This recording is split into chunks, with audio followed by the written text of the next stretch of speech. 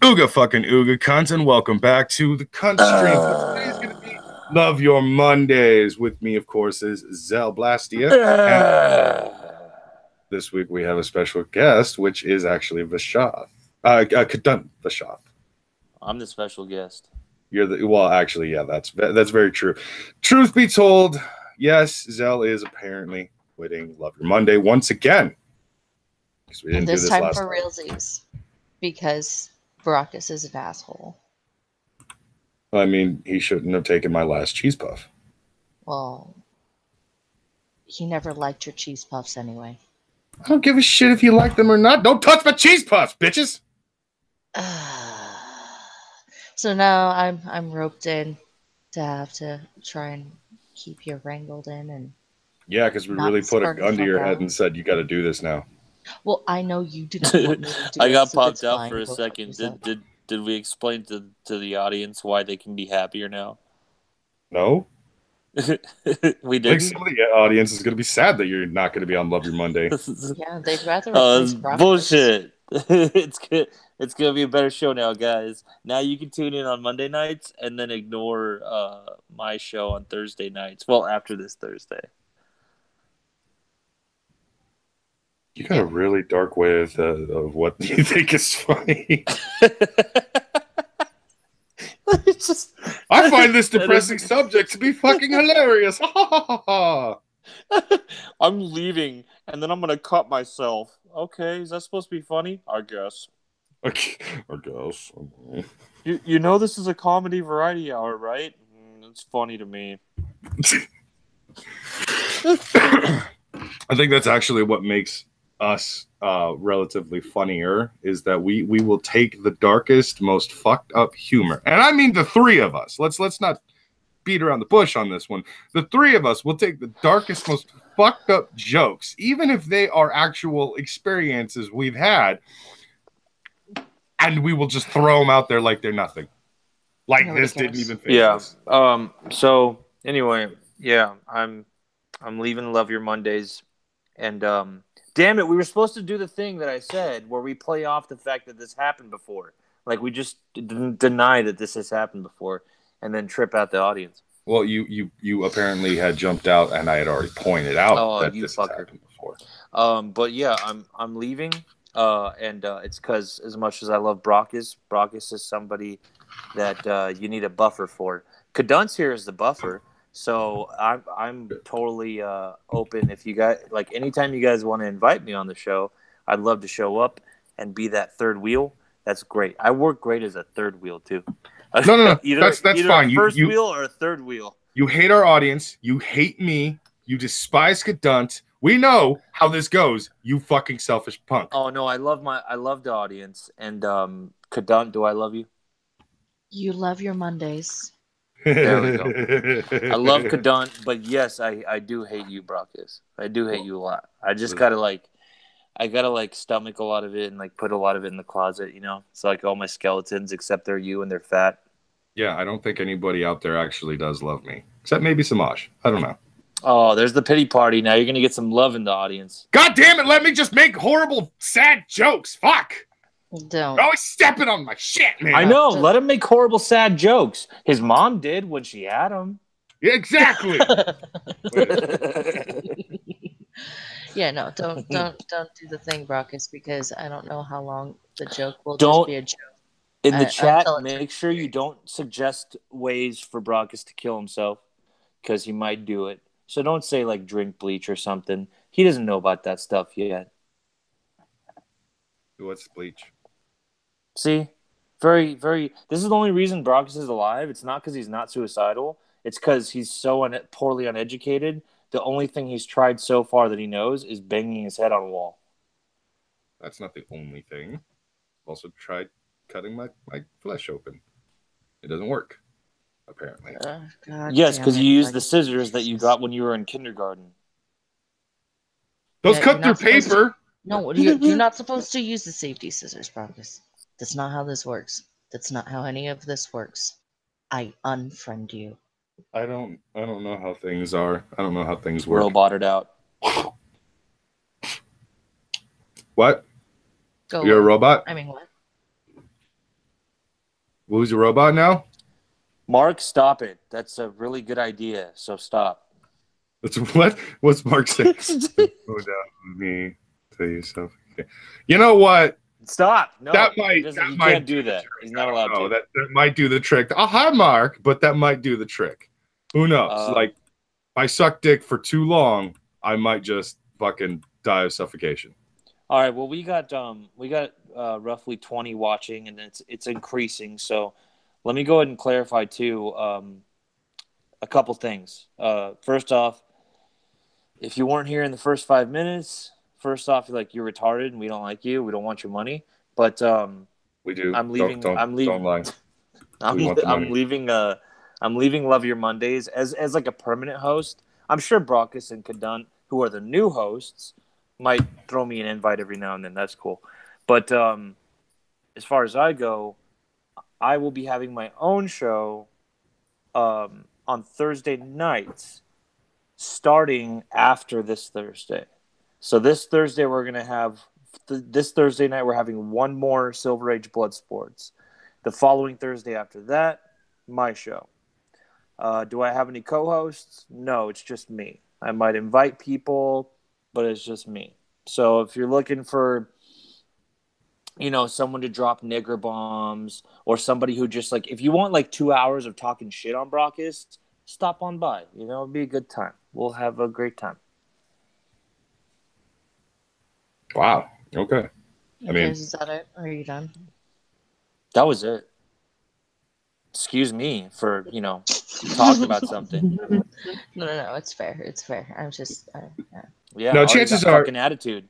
Now I hate this crew. Oh God.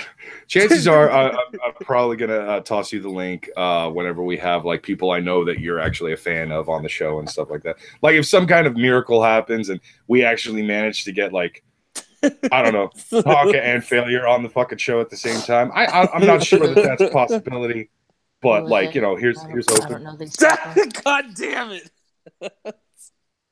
Why do you do this? Magog every time. Magog every time. Every time, Magog. The guy who created my avatar is wondering who I am. Which, by the way, I still love the avatar, Magog. But every fucking time with you. Now I hope you don't build your sets. Now I hope your sets just crumble to the fucking ground. Hope your stuff's shit. Hey, you shut your whore mouth, you stupid no longer fucking host. I hope his show. I hope his show fails. I hope your show fails. I hope his show. I hope his show is the Last Jedi of Magog shows. You son of a bitch. Dare you? How dare you? Magog knows. Magog knows I love him. Magog knows I love him. I don't have to suckle his pee-pee for him to know I love him. But he's a piece of shit wizard that needs to stay in his own fucking world now because he's so rude about. He created my avatar just to insult me. This is a terrible game. This is a terrible game. He doesn't know. He doesn't know who you are. He knows who I am because it's Magog. That's the joke. It's the torture of it. Kadun. Yeah. Who are you? I'm sorry. Who's this guy? Who's the guy? Hey, Neo Bane, shut your whore mouth. Magog needs to come into our world already and fucking conquer us. I'm tired of the bullshit in the world right now. He's gonna create all new insults for me. Worship him. Hey, there he is. There's the AP. There's the fucking nigger. There's my senpai nigger, man. How you doing, baby? Man? Hey, my good boy. How are you? Where did this... I don't understand where this love from Kadun... out of nowhere, Kadun loves the fuck out of AP and wants to fuck him. They flirt with each other in chats. We talked. It's right as simple on. as that. He came onto a stream and we started talking. Honestly, Zell, are you really that surprised? It's Big Pimpin'. It's AP, man.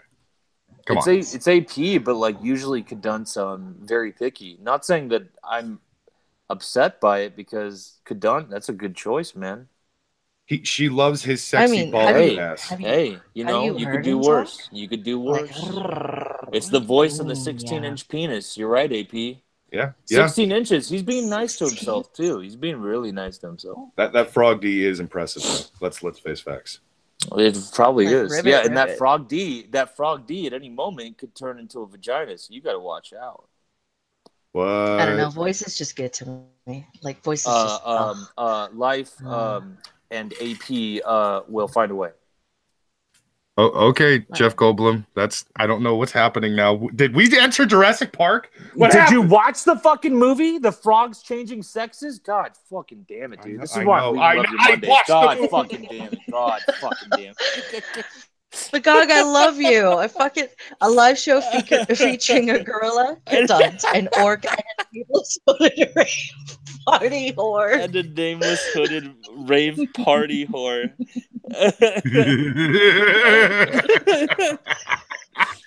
It's true. That's what you look like.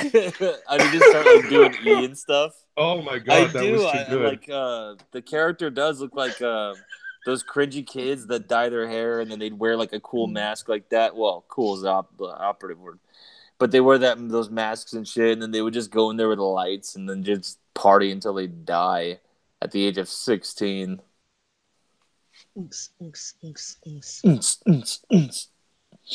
What? Hey, why'd you stop? Just let you fit you. Oh, Zell Goldblum. Read Little J Moxley. My God, yes. Life will find a life. No, I thought it said this is what I like. The way I read it at first was even funnier for me. I read it as life will find a nigger. Life will find a way, nigger. That's fucking funny, Little J. Oh my god, Magog is throwing in my shade at Giselle. Can we? You look like a guy. Are we allowed to bring Magog in? I want to bring Magog in too. Because yes, like I just want him to rip on Zell because that's just you do suck suicide girls. You know what? This was supposed to be like the AP as the guest, but if you want to bring Magog in as well, I want no AP problem. too. Are you serious? Yeah. I want them all. Yes, give me. I want give AP me yes. and Magog can go make avatars for other people and stuff. Well, good thing you're not. I'm so mad right now. Part of this anymore. I'm so angrified. You have no say. I'm just so angry. No, don't talk to me, Kadun. I'm so angrified. Who do you want me to? Who else do you hate? I'm so glad your mic sucks because I'm just so mad. Oh, Brockus is spanking your anger. He's spanking it to your anger. It's his intermittent fapping day. No, that's not what was happening. Oh man! Please don't turn this into one of those streams where my stomach hurts really bad from laughing so hard. It's gonna happen, dude. We have Magog on the chat. AP coming on the show. I still have nightmares from when Lo-Fi was doing her thing, the low hawking. Low hawking, and it was painful. It was genuinely painful. Purple Dragon is. Oh, Purple Dragon? my senpai's in the room. Shut your fucking mouth, Brockus. You guys know what's weird? Is when you join a stream that you're watching live, and it's like when you click join, you have to travel forward in time 45 seconds. It's a weird fucking thing. Yeah. Oh my god! So we've gotten to time travel and experiencing time travel. So is Magoo gonna come in and kumite with Zell here? Is that the case? Oh my god! Yes. On one another? Nope, this is happening. This is gonna. Oh man! Magog will get in your head, man. Be careful. Be careful. No, it wouldn't be a kumite. It would be an ass rape, as he says. Yes, he'd rape my ass. Yeah. I'm curious to hear what he thinks of Beard's portrayal of a wizard as Monos, the Hands of Fate. Oh. We've never seen Beard play wizard. It sounds like somebody was about to smoke in the house. Can I smoke in the house with you? Yes. Yes. Yeah. Pack cigarettes a second ago. Let's all have a cigarette together. Because I'm getting to. I am getting to listen to my AP baby and his voice is making me need to. I know this whole new this love. It's new to me. It's interesting. Love is new to me as well. I'm much more comfortable with it. Who says I love him? I just get off on listening to his voice. Shit. She just sits on the speaker. I was about to say, what I need you to do is take a speaker and crotch it, and we can have sex right here on the country, like Stern did back. Who's the guy? Who's the faggoty white dude in the robe? Who is this? He's your better. Are you that blonde dude? Zell, you also are a white guy in a robe in your avatar. That might not be the insult you want to lead off with. I'm not helping. Stop it. Stop it. Trying to help you out, man. No, you didn't fucking help. The fucking talking to. Some dude who stalks suicide girls. Oh my god. How's that guy? A very racist comment. Darth Vader wants to have for the longest time. For the longest time, I thought, I would keep this avatar to show thanks to Magog because I was really appreciative of the artwork that he did. And now every time I see him, it's almost like, I mean, I could be stretching here with my conspiracies, but I feel like with mine, he built it just to make fun of it. Well, I had in mind that I was like, everybody is a unique character. Here's an orc in the cyberpunk world. Here's Antoine with a big shit-eating grin. Here's Lo-Fi with her like crazy goggles on. And here's Zell, the more gay Darth Vader. God damn. Zello Ren. Oh, no. Yep, you're Zello Ren. At least Zello Ren. The Darth Vader jokes. Don't go to the Kylo Ren jokes. I seriously, if I saw you standing in a dark hallway, I would literally whip my cock out and be like, I'm about to get a blowjob. Through a gas mask. That one was all right, Magog. You can try a little harder, buddy. Yeah, whatever. Is that the best you got? You're all like, oh, that good one, Magog. Whoop-de-doo. No. I wasn't trying to fight back. I just said that one was meh. That's all. I'm not trying to win at jokes with you. You're still a funnier guy than me. Calm down. It's all right. No, you're a pretty entertaining guy, when you want to be. And that's rare. Like, when you want to be is rare, not finding funny people. There are much funnier people than you. Like AP? Zell Vader, I am your nigger. Oh my god. Oh, that was good. Well, you don't have a last name, so. That was rough, man. Fuck, I felt that one all the way over here. The heat from that attack. So, Magog, did you see Beardy do his portrayal of a wizard, of a man with magical powers? What did you think about that? I did not, because I really don't care about any of you. Okay, that's right. You know what? I respect your honesty. You're all conquered to me. That's all I see. Fair enough. I see people. It's just conquered. Well, I mean, because you were taking such a sweet ass time. To give up you got the Sargon 20-year plan of conquering Earth going. We figured here at the Fright Supremacy Movement, we just go ahead and kick that off for you and take as much land as we could. I hope you don't mind. I'm not conquering Gulf City, mostly because you guys are there and I respect what you do. And the other thing is, it's a gay cartoon city, so. Oh, yeah, no, totally a gay cartoon city that I fucking love. Bright power, motherfucker. Good. Okay, that's the last shirt you'll ever need. It's official. The orc is gayer than Zell. Hey, I also have a This Vexes Me t-shirt, so you watch your fucking mouth. Now you're even more gay. You actually bought my merch. Rip off. Jesus Christ. Well, he didn't buy build avatars for people and you sell shit. You're like, fuck you for having it.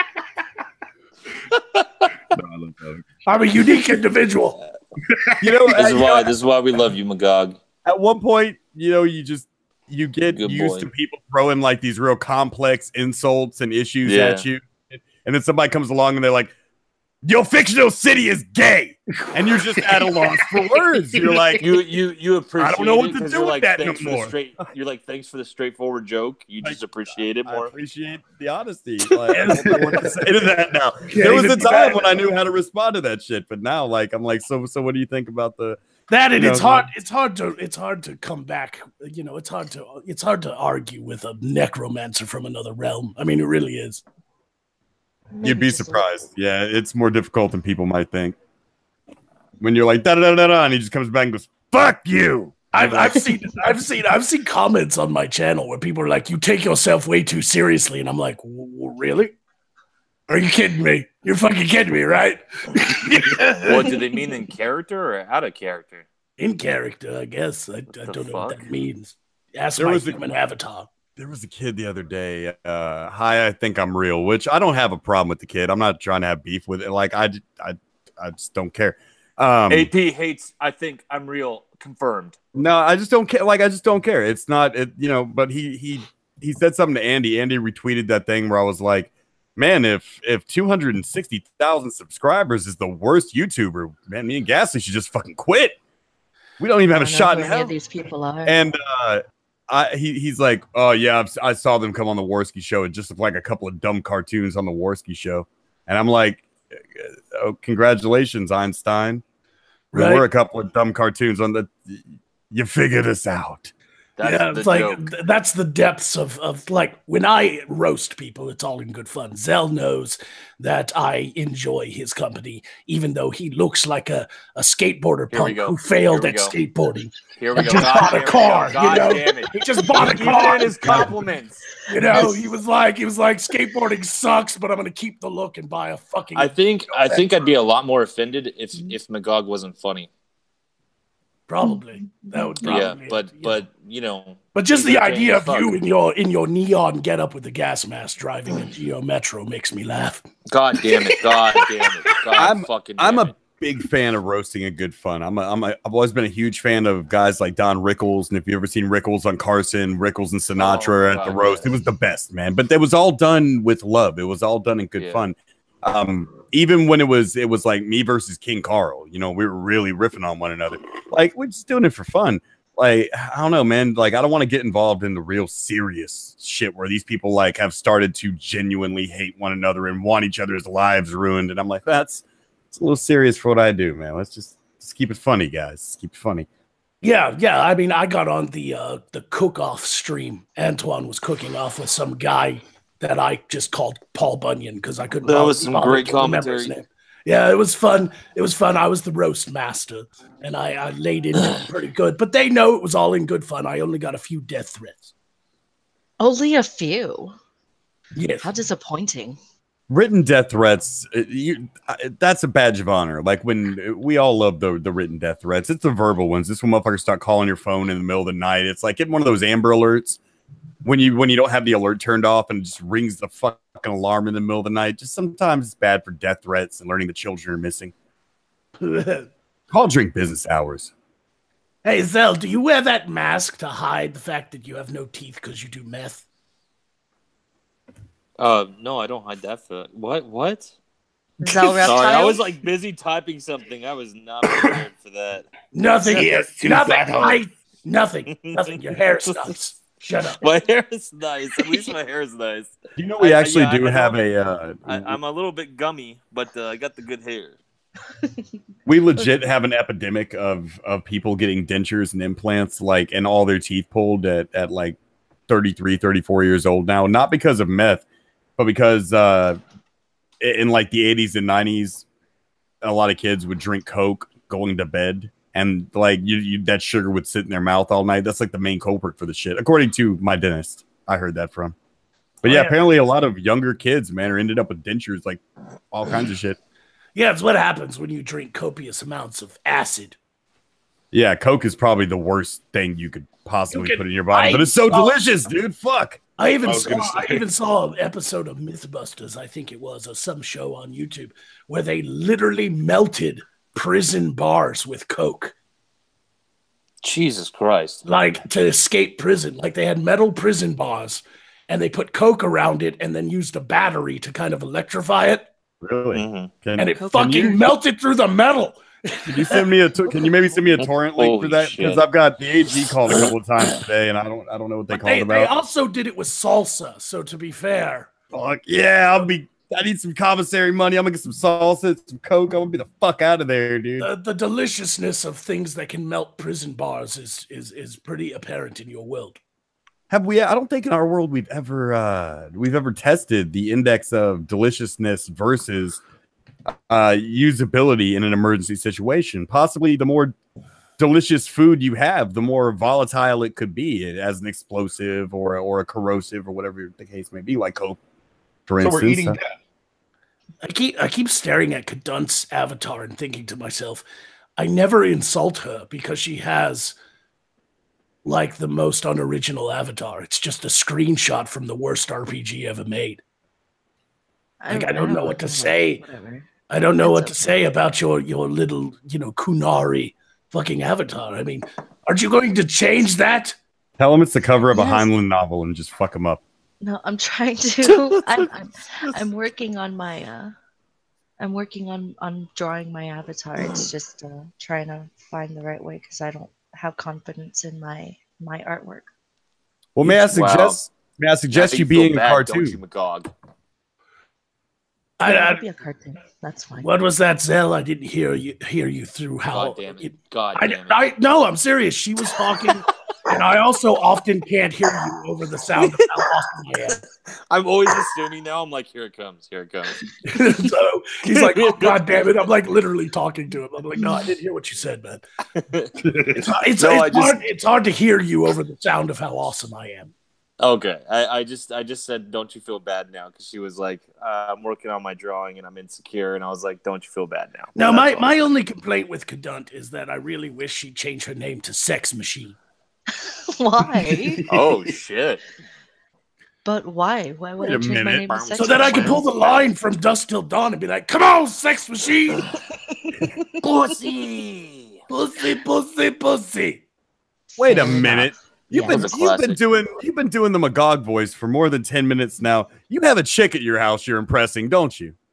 There's a chick sitting on your fucking couch right now. You're like, "What, sis? I'm gonna do the wizard thing. This is how I make my money." Who says she's on the couch and not on his lap? I fucking know it's true because I've worked with the thing for a year now. He's never done the voice this long. There is a bitch at his house. Bullshit. I got on the Gulf City stream and roasted the shit out of Failure for like an hour.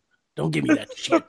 I don't want to hear that shit. Fair enough. I heard about that. You are right. There's a girl here, but she's not impressed with my voice because she's dead. So I was right. I didn't. Yeah, I'm sure you still want to fuck her even if she's dead, Magog. You're still gonna be out there trying to impress her. Come on. What's the point of being a necromancer if you can't fuck a corpse now and again? I'm not judging. I'm just drawing the lines. Again, I don't reanimate the dead to fuck them. Okay, I reanimate them to join my army. I like it when they lie still for a while. I was about to quote that. I fucking love you, Magog. Holy shit! Nobody ever seen The Frighteners? Come on. I love that movie. Peter Jackson. Woo woo. Yep, that was before he did the Lord of the Fags, Lord of the Rings. Well, and it was after he did one of my favorite zombie movies. Help me with the title. It was like Dead Alive. Dead Alive. Yes. Oh, I kick ass for the Lord. William is so right in the chat, dude. You don't even know the half of it. Shilling on the cunt stream, dude. No, that's nothing. I'll shill on Warski live. I'll shill walking down the fucking street. I don't care. I got child support to pay, William. But it is getting a little difficult, so I'm going to go and leave you with my human avatar. Okay. Fair enough. But wait, I should demand that you leave us with Failure. Oh my god. Oh my god, please do Failure. Hey, everybody. It gives me chills, dude. It's the worst ASMR experience to have cans on when he does that. What are you guys are talking about? Do you have your tendies? I got tendies. Are you drinking? Right in the middle. Goodbye horses. Do you like horses?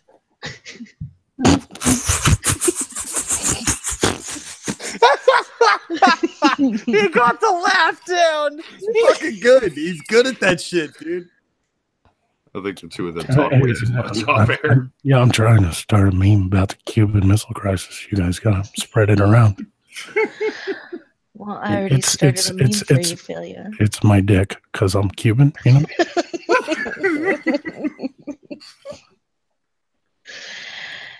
No, that's fucking tall for a Cuban. That's a crisis there. That's a crisis. Earlier, the comparison was made that Failure looked a lot like Dr. Gonzo from Fear and Loathing. So I had to watch Fear and Loathing today the whole way through and just kind of imagine it was Failure accomplished the whole time. I just want to carve an X on your forehead. I mean, you Martini, leave me alone. Here, to get the brown bottle out of my suitcase. Just take a little bit. It's just a little. It makes the movie so much better. Yeah, I'll talk to my human counterpart. I'm totally done with Zell. I have nothing else to say about the guy whom I will forget the moment I leave. Jesus Christ, there it goes again. One more. No, what is the fucking That movie you were just talking about. Fear and Loathing and in Loathing. Las Vegas. Thank you. I'm so bad on titles today, but that movie has like one of the weirdest fucking cameos I've ever seen from Tobey Maguire. It's just so fucking weird. Isn't he the kid in the desert? Yeah, he's the hitchhiker. Yeah. It's just what the fuck, and it's the worst wig ever, and it's just like he must have been just friends with the director or something, or loved the material. That might have been a depth move to hook his friend up with a part. That was a little before. That was before Spider-Man, right? Yeah, that was. Is it really like? Is it really any weirder than like Elijah Wood's appearance in Sin City? That one wasn't too weird. Like seriously, they picked played fucking Frodo Baggins, and he was like really good at the character. Don't get me wrong, he was creepy as fuck, but it was like such a dramatic change because he will be forever known as Frodo. Right? Yeah, he will. Malachi is nailed it in the chat, man. The really weird cameo in Fear and Loathing for me was Flea in the bathroom, man. Yeah. This is LSD on my sleeve. That was just weird for who was playing it, but you know, I could see Flea. I remember when I first saw like fucking Point Break and saw fucking the lead singer of Red Hot Chili Peppers fucking shoot himself in the foot. Oh my god! When they raided the fucking house, Yeah, that was really weird for me too. Come on, Johnny Utah. Yeah. Point Break was good, man. I have yet to watch the remake of Point Break because from the trailers, it just looked like an extra long Mountain Dew Extreme commercial. That looked so terrible. I didn't even bother. They were like, "We're snowboarders in this one." You know, that awful. No Gary Busey. I'm not watching it. This was totally insane Gary Busey. That's rare. That's like a rare Pokemon to catch. Didn't he have like a motorcycle accident, AP? Yeah, he did, and it fucked his brain up. Yeah, and ever since then, we've had the crazy Busey, where drug addict, all that shit. The Busey he kept his fucks inside of his cranium, and when it split concrete, he lost them all, and now he has no fucks left to give. It's a handicap. I did love him in the first Lethal Weapon though, as the fucking bad guy. You know, like that was a great fucking role for him. Busey was good pre-insane. He was still kind of crazy. I mean, he was. I even thought he was awesome. Be a little Predator 2. I thought he was pretty badass. Oh, yeah, he's a good actor. He was a good actor. I liked him in Silver Bullet. There's not enough Predator 2 on rerun and on replay. I used to spend late nights arguing like all kinds of weird facts with my friends and stuff. And one of them we got stuck on for like 2 hours is who has bigger teeth, the Buseys or fucking the lead singer of Aerosmith. I'd go with the Buseys. The Buseys. Aerosmith's got a lot of lip. Trick question, Steve Buscemi. No, he just has messed got up the most teeth. Fucked up, yeah. Yeah, in Hollywood. Like, and his they're teeth fucking aren't huge. big. They're not that big. He's not like Gary he's Busey. an actor where, like, if he fixed his teeth, it would actually, like, hurt, I think, his career. Because it is about that. That's his look. Like, there's also, like, that happened, too. Like, with Freddie Mercury, people asked him if he was ever going to get his mouth fixed. And he was afraid it would fuck up his voice. I wonder if you reach in and straighten out one of Gary Busey's teeth when he's talking to you, if like a secret passageway opens up in the side of his head, like a secret room. It's like a more fucked up version of being John Malkovich, you know? Like, yeah, exactly. Gary Busey. It's funny when you it's like something I would put into a cartoon where Gary Busey's talking to you and somebody just reaches in and just goes. I loved the fucking little, you know how like on Family Guy they'll do those little flash twos, you know, for the joke. And that Christmas episode where Stewie was like looking at the mall sign and he's like, he's more disconnected from reality than Gary Busey. And it just cuts to Gary Busey standing there going, how am I doing today, Gary Busey? Looking in the mirror. At the mirror, he's like a clown with snakes for hair. And he's like, I'm doing great. He's like, good, I'll keep it up. I lost my shit when I saw that. I don't know what company did it, but on you can find them on YouTube. It's called Buseyisms, and there's a bunch of them on YouTube, and I forget which company did it, but it's like short little segments where Busey gives like really deep life advice. It's great stuff. I love it when they get celebrities with unique voices to like read random shit. Like when they get fucking like Samuel Jackson to read, Go the Fuck to Sleep, the little kid's book, great. And shit. Like I love it when they do shit like that, man. That shit's hilarious. Or Gilbert Gottfried reading 50 Shades of Grey. Right. It's the only time I will tolerate that fucking book. I didn't know there was a Godfrey reading of that. I'm putting that shit on to go to sleep tonight. Have you heard opened up her vagina lips? Oh, I can't wait to fucking hear. Have you heard Godfrey's real voice? Yeah, that's all like fake, man. Yeah, it's creepy. It takes like so much of the magic away. You know who does a great... He sounds so normal. You know who does a great Gilbert Godfrey? Believe it or not, fucking Steven Crowder. Yeah, he actually does. He does a great fucking Gilbert Godfrey, man. He really does. He does what? He does it when he's like pretending to be Bernie Sanders.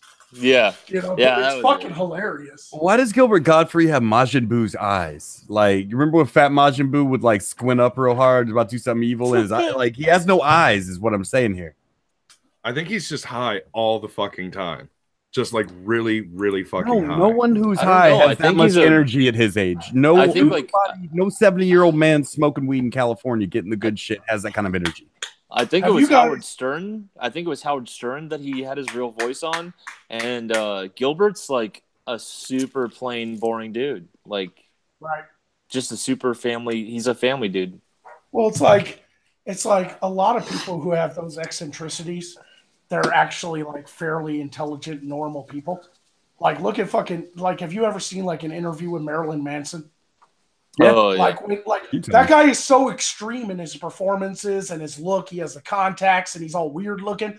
But then you talk to him and he's just like, God, this guy's fucking like IQ is out there, man. He's smart. Same with 140 IQ. Yeah, he's very super chill. But you have to be a genius to make it in that industry.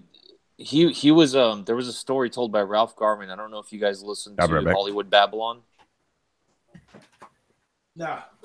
Hollywood Babylon's a podcast hosted by Kevin Smith and Ralph Garman. And Ralph Garman tells a story about when he ran into Marilyn Manson. And he was in the backstage and Marilyn was snorting coke off like the back of some girl. And then turned to Ralph and was like, "Are you a fucking cop?" Like out of nowhere. And Ralph's like, "No." He's like, "Okay, you're cool. Do you want some?" And he's like, "No." And then he just left. I would have. No, I'm not saying that Marilyn Manson is all the way normal, but if you I remember that interview he gave after the Columbine shooting because all the people wanted to pin it on him. And when that interviewer was like, "What would you say to those kids if you had a chance, the ones that shot up the school and everything?" And Marilyn Manson just straight up was like, "I wouldn't say anything. I'd listen because apparently no one else did." Yeah, that was and I was like, "God damn." I'll never forget that line. That was a really great line. You know, it's funny because before they were trying to hit Marilyn Manson with shit like this, back in the 80s, they were going after Dee Snider and Twisted Sister for pretty much the exact same shit. No, that whole situation was about censorship on music. Yeah, and that was much more heavily. He actually spoke in front of. Yeah, that was evangelical Christians were going after him, whereas Marilyn Manson was more like soccer moms were trying to just mischaracterize him. But that was an actual... Yeah, it was like Satan's music and all this and that. But with Dee Snider, it was more like he went and spoke to the Congress and shit. No, I know. What I meant by that was like, it's basically people are trying to blame rock music for shit that they shouldn't be blaming. Oh yeah. There was a ton of those like moms who blamed Metallica for a kid hanging himself at a music festival during one of the songs and... like all kinds of shit like that. I mean, it even goes back to like Kiss. My mom told me she went to a fucking concert to see Kiss, and her mom, my grandmother, when she found out, she was straight up like, "I have to call the police or something." Like on this Satan music, it's like she just didn't get it. People would literally call the police and be like, "We can't let Kiss come perform in our town." Can I just say, I actually do really like Detroit Rock City, the movie. Oh, that was I think that's an easily forgotten little cult classic. That movie, it's up there in my opinion with that genre. It's up there with with Fast Times and the other one, fucking the one with Ben Affleck running around. Yeah. Dazed and Confused. Dazed and Confused. Thank you. Yeah. No, I have an unpopular opinion though when it comes to Fast Times. I watched it, did not get it, didn't click with me, didn't think it was funny. Oh, yeah, it was a generational movie, and if you miss the generation, it falls short. I will admit that Fast Times at Richmond High is a little harder to understand if you didn't grow up at that time. And also, it's very West Coast, like very, very West Coast. Like Dazed and Confused is more like where me and Magog are from. Yeah, like you'll really get it if you're from Texas. That's why I actually my favorite, because MTV movies usually suck balls, but Varsity Blues was very true about how like so emblematic of the South. Yeah, like these football families do exist. These high school football towns in Central Texas, 100% fucking exist just like that. That is no joke. So much pressure is put on fucking kids to be winners, in football and go to college to be the quarterback. And it's just so sad how much pressure is put on them by the coaches and stuff. I mean, that movie really hit home with me. I thought it was going to be just pure comedy, like a lot of other MTV movies. It actually had some pretty fucking deep moments, Yeah. No, and what happened to James Vanderbeek? What happened to James Vanderbeek? We don't get enough James Vanderbeek. I actually am a fan. Yeah, Dawson's Creek. You think that's just tarnished him for? It typecasted him. Typecast him as the teenage heartthrob. Every now and then he'll pop up in something, and whether the project is bad or not, he's incredible. Like, he's a good actor. Yeah, he is. Well, a lot of what happens in Hollywood too is you end up getting like blacklisted for certain political views and things like that. And who knows what happened with him? I mean, he could have just pissed off a producer and just ruined his career. For all you know, you actually nailed it the first time from a I don't want to say an insider perspective. I don't work in Hollywood, but just kind of knowing how that works. When, 1 out of every 100 typecasted characters or actors can break out of that. One of the best examples is Bogart. There was no one, if 2 years before Casablanca was made, if you would have said that Bogart could play anything but a criminal, you'd have been laughed out of the fucking producer's office. It does happen from time to time, those typecast moments. And it does, and it's usually really famous when it happens. It's when Tom Hanks does a Forrest Gump. Yeah, I mean, just look at like Star Wars, right? Like the only person in the original Star Wars movies that ever went on to break his role was fucking Harrison Ford. Yeah, and that dude had 2 typecasted characters.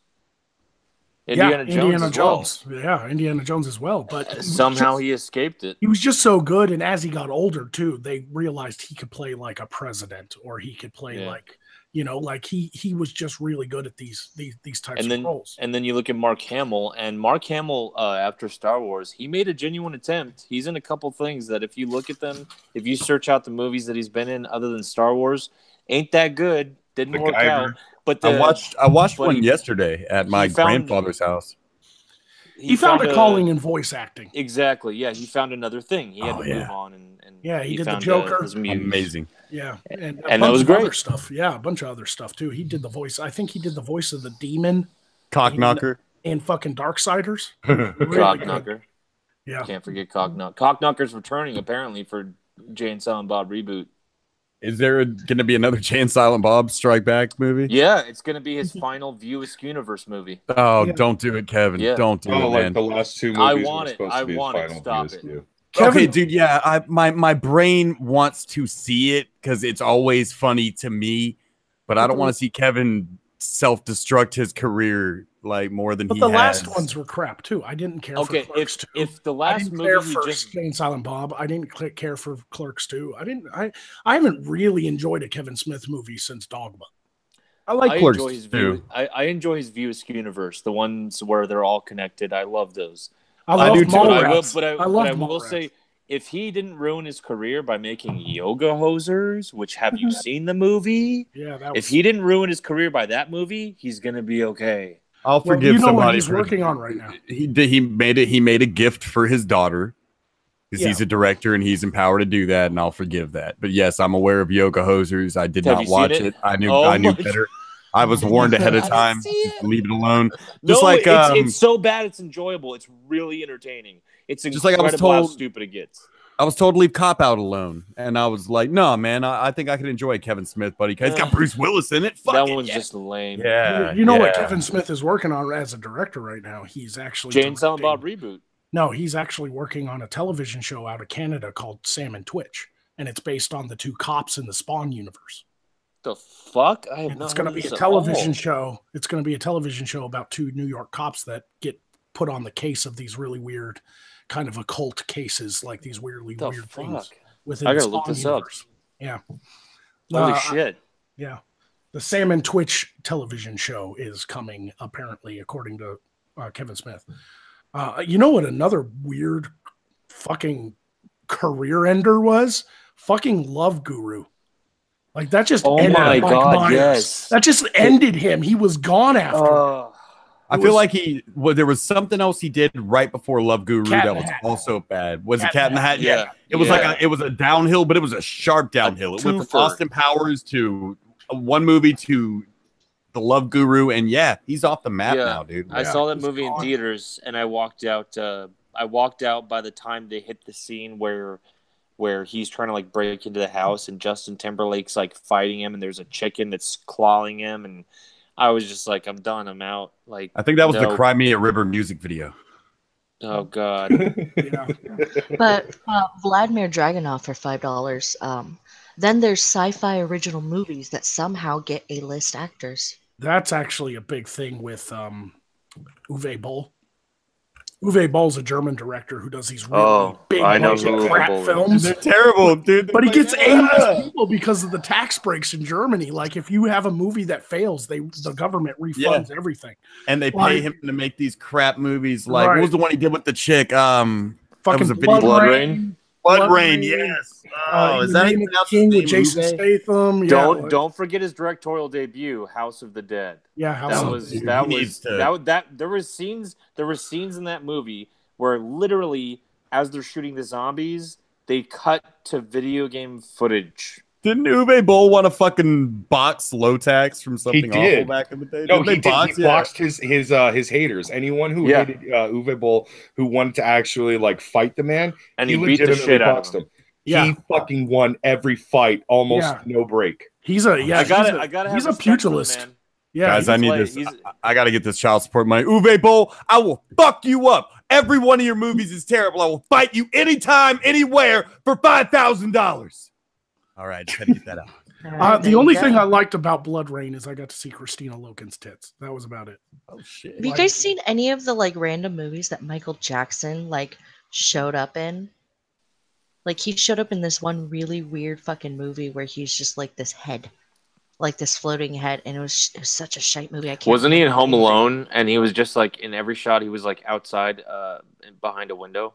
I don't remember that. I remember it was a big deal when Michael Jackson would do something. Like he was like a male Barbra Streisand. Like I he didn't. just- I didn't. a know huge that. deal when he'd come out of hiding.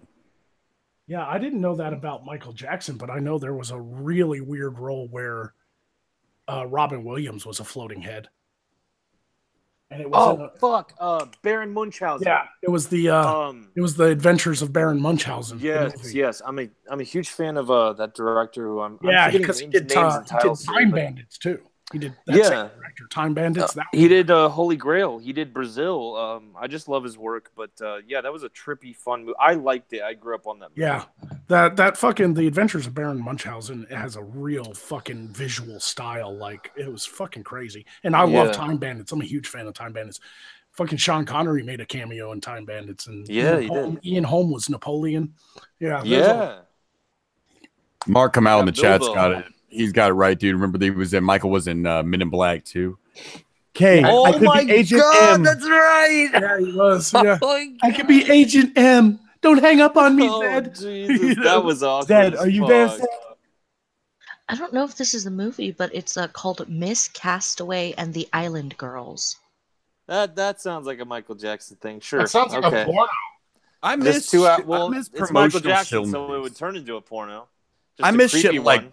Spice World and Moonwalker, where the whole movie was just a fucking commercial for that. I the- watched for- Spice World when I was young. I loved the Brilliant. Spice Girls. and I'll defend I Spice loved World to Spice my death. World. I've beat off If to you that have a movie problem more with the times than I fucking care. Spice Girls, you don't understand anything about music or entertainment. Fuck you. My They were sister brilliant. watched the hell out of My that favorite movie. was it was Ginger. great. Yeah, she was in Penthouse too. You're lucky that was your Yep. favorite because you can get a She good was look. hot, man. God, yeah, she was. They still look pretty good. They aged And- well. Which not of the Spice Victoria. Girls? Which of the Spice Girls ended up marrying David Beckham? I can't remember. That was Oh, Victoria. Posh. Yeah, that was Posh my Spice. favorite. I had to Yeah. sit there and watch David Beckham bend It's it a from the good pick. back. No behind her. one picked unless they were gay. No one picked Sporty Spice. I actually like Sporty- Sporty Spice, but They chose the Not black that way. chick over the sporty one. Well, Sporty Spice had the best voice, but she had that fucking face on her, those teeth. She's and, alright. Her voice is alright. Yeah.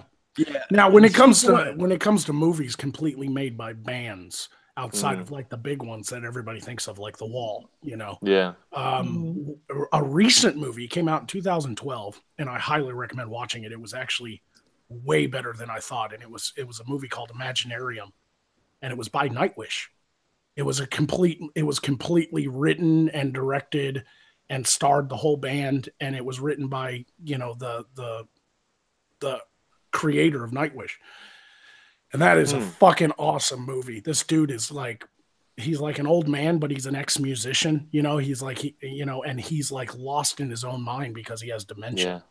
Like, it's just a roller coaster ride into his own like psyche. It's fucking crazy. And it has all the songs from the album Imaginarium in it. It's an excellent film. If anybody can get a hold of it, I highly recommend it. I think that sounds familiar. I think Never heard someone of that. recommended that to me. Yeah, Imaginarium is actually and it's a wicked cool fucking movie, man. Like, the graphics in it were really well done too. Like, Wait, is that the one with Heath Ledger No. and no, it doesn't have anybody famous in it. It has the band. You're thinking of members. the Imaginarium of Dr. Parnassus, yeah, Yeah, okay, yeah, that's yeah. Imaginarium by which was Nightwish. also a Terry Let me Gilliam ask you movie. this though, man. Magog, where did you around just area wise, not like street? Where did you grow up, man? Like Southwest, like where you are now? Yeah, no, Central Florida. Arkansas. Central All right. Arkansas. When you were a kid, man, did you and your friends ever fucking watch The Wizard of Oz and play Pink Floyd's The Wall behind Fuck it? yeah. All right, just making sure. All Get right. high as fuck too. Yep, that's a very like our part of the country shit. Right. That's a Midwest South thing that Yeah. we fucking we took. You got to be a very bored. we took a few ideas from the hippies. We did. We really did. When I grew up, it was all about like black light posters and skateboards and Because you could still get Oh real my acid God. back then, man. Black Like, that was lights. before Leary got busted. Right. Holy shit, that takes me back. Vladimir Dragunov for $5. The 2 Korean movies I've seen were depressing as fuck. well, Koreans have a reason to be depressed. They've been perpetually at war for 68 years or so Yeah. now. But They're still There's a reason why whenever they talk, they sound very angry all the time. I had one of my best friends for like over a decade was Korean, and I'd always be at his house, and I'd be upstairs in his room playing Legos with like we're just like playing Legos chilling after school, and then I'd hear his dad downstairs be like, "Hoshua, put the rizekara," and I'm like, "What's going on?" And he's like, "Oh, he's just congratulating me for my grades." is he teaching you karate down there? What the fuck is that? coming, Mr. Miyagi. No, I think the best joke about Korea came from Lewis Black's special on HBO, where he was like, North Korea, those people are like evil. And he was like, if you've ever seen footage from North Korea, it's all in black and white. It's not the film. They're so evil, they have no color. Like, I fucking lost my shit when he was talking about North Korea being that fucking evil. Well, you notice how Korean people have real puffy faces and super small eyes? They are genetically trying to blind themselves from having to fucking Jesus. even absorb the outside world. It's bad in Korea. Yeah. I haven't Notice watched if Lewis somebody Black from in a Seoul has long their time. eyes are a little bigger, their faces are a little thinner. You get outside of Seoul, you get to That's motherfuckers. true. No, it's true. What's crazy is if you read history, like it blew my mind to realize that Chinese people aren't Chinese. Like it blew my fucking mind. Like when you read history, the fall of the Song dynasty, which was the last actual Chinese dynasty, it was because Kublai Khan, the Mongolians conquered China, South China. And what the Mongolians would do is they'd roll into fucking town and just breed you out of existence. They'd kill all the men. They're a Mongolian? They'd kill all the men and breed with all the women and shit, right? And that's why 2% of the world can actually trace their fucking genetics back to Genghis Khan. Like that's how much raping he did. Oh, Well, no, you have to wonder. Barbarian. You have to wonder how bad the army was that forced people that long ago to build a wall that is still the largest in existence. Every Right? time a Chinese man got to build a wall, By Mongolian hand. come knock it down. I still haven't been able to do it yet, man. That's a strong wall. That's no No, shitty like wall. when Kublai Khan actually is the only ruler in the history of the world to own an empire that was Wait, larger wasn't than Kublai Alexander the Khan Great. the dude from Mortal Kombat? No, that's no. That's Koda Khan. Koda Yeah. Khan. My bad. No, Kublai Khan was the grandson of Genghis, and he was able to do what his grandfather couldn't, which was conquer the Song dynasty and conquer China. And it was during the Silk Road days. The thing is, the reason why China was able to remain China was because he actually accepted all cultures and all religions in his empire. As far as conquerors go, Magog, it sounds like you know a lot about this. Every time I hear Genghis Khan, there's supposed to be like a series, a podcast by, I forget the gentleman's name, on YouTube. He goes in depth about Genghis Khan for like 7 parts because it's just so insane what he did. And compared to other conquerors, you might be able to elaborate on this, but he did things that other conquerors still, like to this day, had never done. No, Yeah. he's super Hitler. He was fucking super Hitler. Nobody Yeah, ever he talks made about Hitler Genghis look like a Khan, dude. bitch. He made Or Hitler Alexander look like the a Great. bitch. Yeah. These men made your normal, your typical, like if you were to average out all the conquerors throughout history, your typical conqueror would have dark skin, brown hair, dark eyes. Like they're trying to be like, oh, Hitler was the worst thing ever. No, the worst thing we had TV for, maybe. But there was worse shit that happened. We are literally talking about an empire twice the size of Alexander the Great. He even conquered the Muslims. That's some hardcore shit. Like that dude fucking owned he owned Siberia, he owned Russia, he owned fucking everything, man. Oh, the Mongols gave no shits. The They only thing that stopped him was Europe. They showed up in Europe. They wanted to conquer all the way to the Great Sea. You know, they wanted to conquer all of the West. They wanted to conquer Europe. Wasn't there a good chance that they could have? Oh yeah. The problem was that when they showed up to Europe, it was, you know, the Crusades and stuff, and Europe was such a microcosm of like war and invention for war that when like fucking Mongolians showed up with their conquering army once or twice, they were like, what the fuck are these things these people have? They're literally wearing steel dresses and launching giant rocks at us. Like they had no idea what a trebuchet was until they showed up. Until a boulder landed on their fucking head. To the fucking Jerusalem. People. It was like, oh fuck, these people have siege engines. Holy fucking shit! They throw a big goddamn tree at everyone. We're fucking run. Basically, have you ever been teaching someone to play Civilization? And you get way ahead of them, they try to like invade you to see what would happen. That's what he's talking about. I've done that with Risk, but Magog, just for future reference, the gentleman's name is Dan Carlin. I don't know if you've ever heard of him. I know Dan Carlin. Yeah. Yeah, and he does a historical podcast, and there's like a 7-part series where he goes in depth about what Genghis Khan did, and it is just absolutely insane. Like any other conqueror you've ever heard, it just puts them to fucking shame. Yeah. I remember a story I read about Genghis, who he would literally like take the captured Chinese and like dismember them and then boil their body parts in a giant fucking cauldron and then launch giant barrels of bloody body parts at the city to demoralize the enemy. Gnarly. Hell. Like just splatter their walls with boiling we will drown you in the blood of your children. Like exactly. This kind of shit is why we can't win a Middle Eastern war, guys. If we would have just tasted the blood of every man, woman, and child of Afghanistan, that we could have that, we could be mining trillions in mineral rights. People like to complain about the U.S. military and collateral damage, and that stuff is horrible. When we bomb a village in the Middle East and it accidentally kills fucking 12 children, like I feel bad about that. But there is no way that we even come close to some of the great conquerors of the fucking East. Like these guys were brutal as fuck. No, we could never charge people with war crimes again if we did one thing from 500 years ago, dude. The only reason the United States will not sign the UN treaty to ban the use of landmines, the United States has still not signed that resolution, even though like 130 other countries have. And there's one reason we won't do it, and that is because of Korea. Acme Landmine Company. Only thing. Right? We got to make money. No, the only thing that's protecting South Korea from North Korea, believe it or not, isn't even like troops and stuff.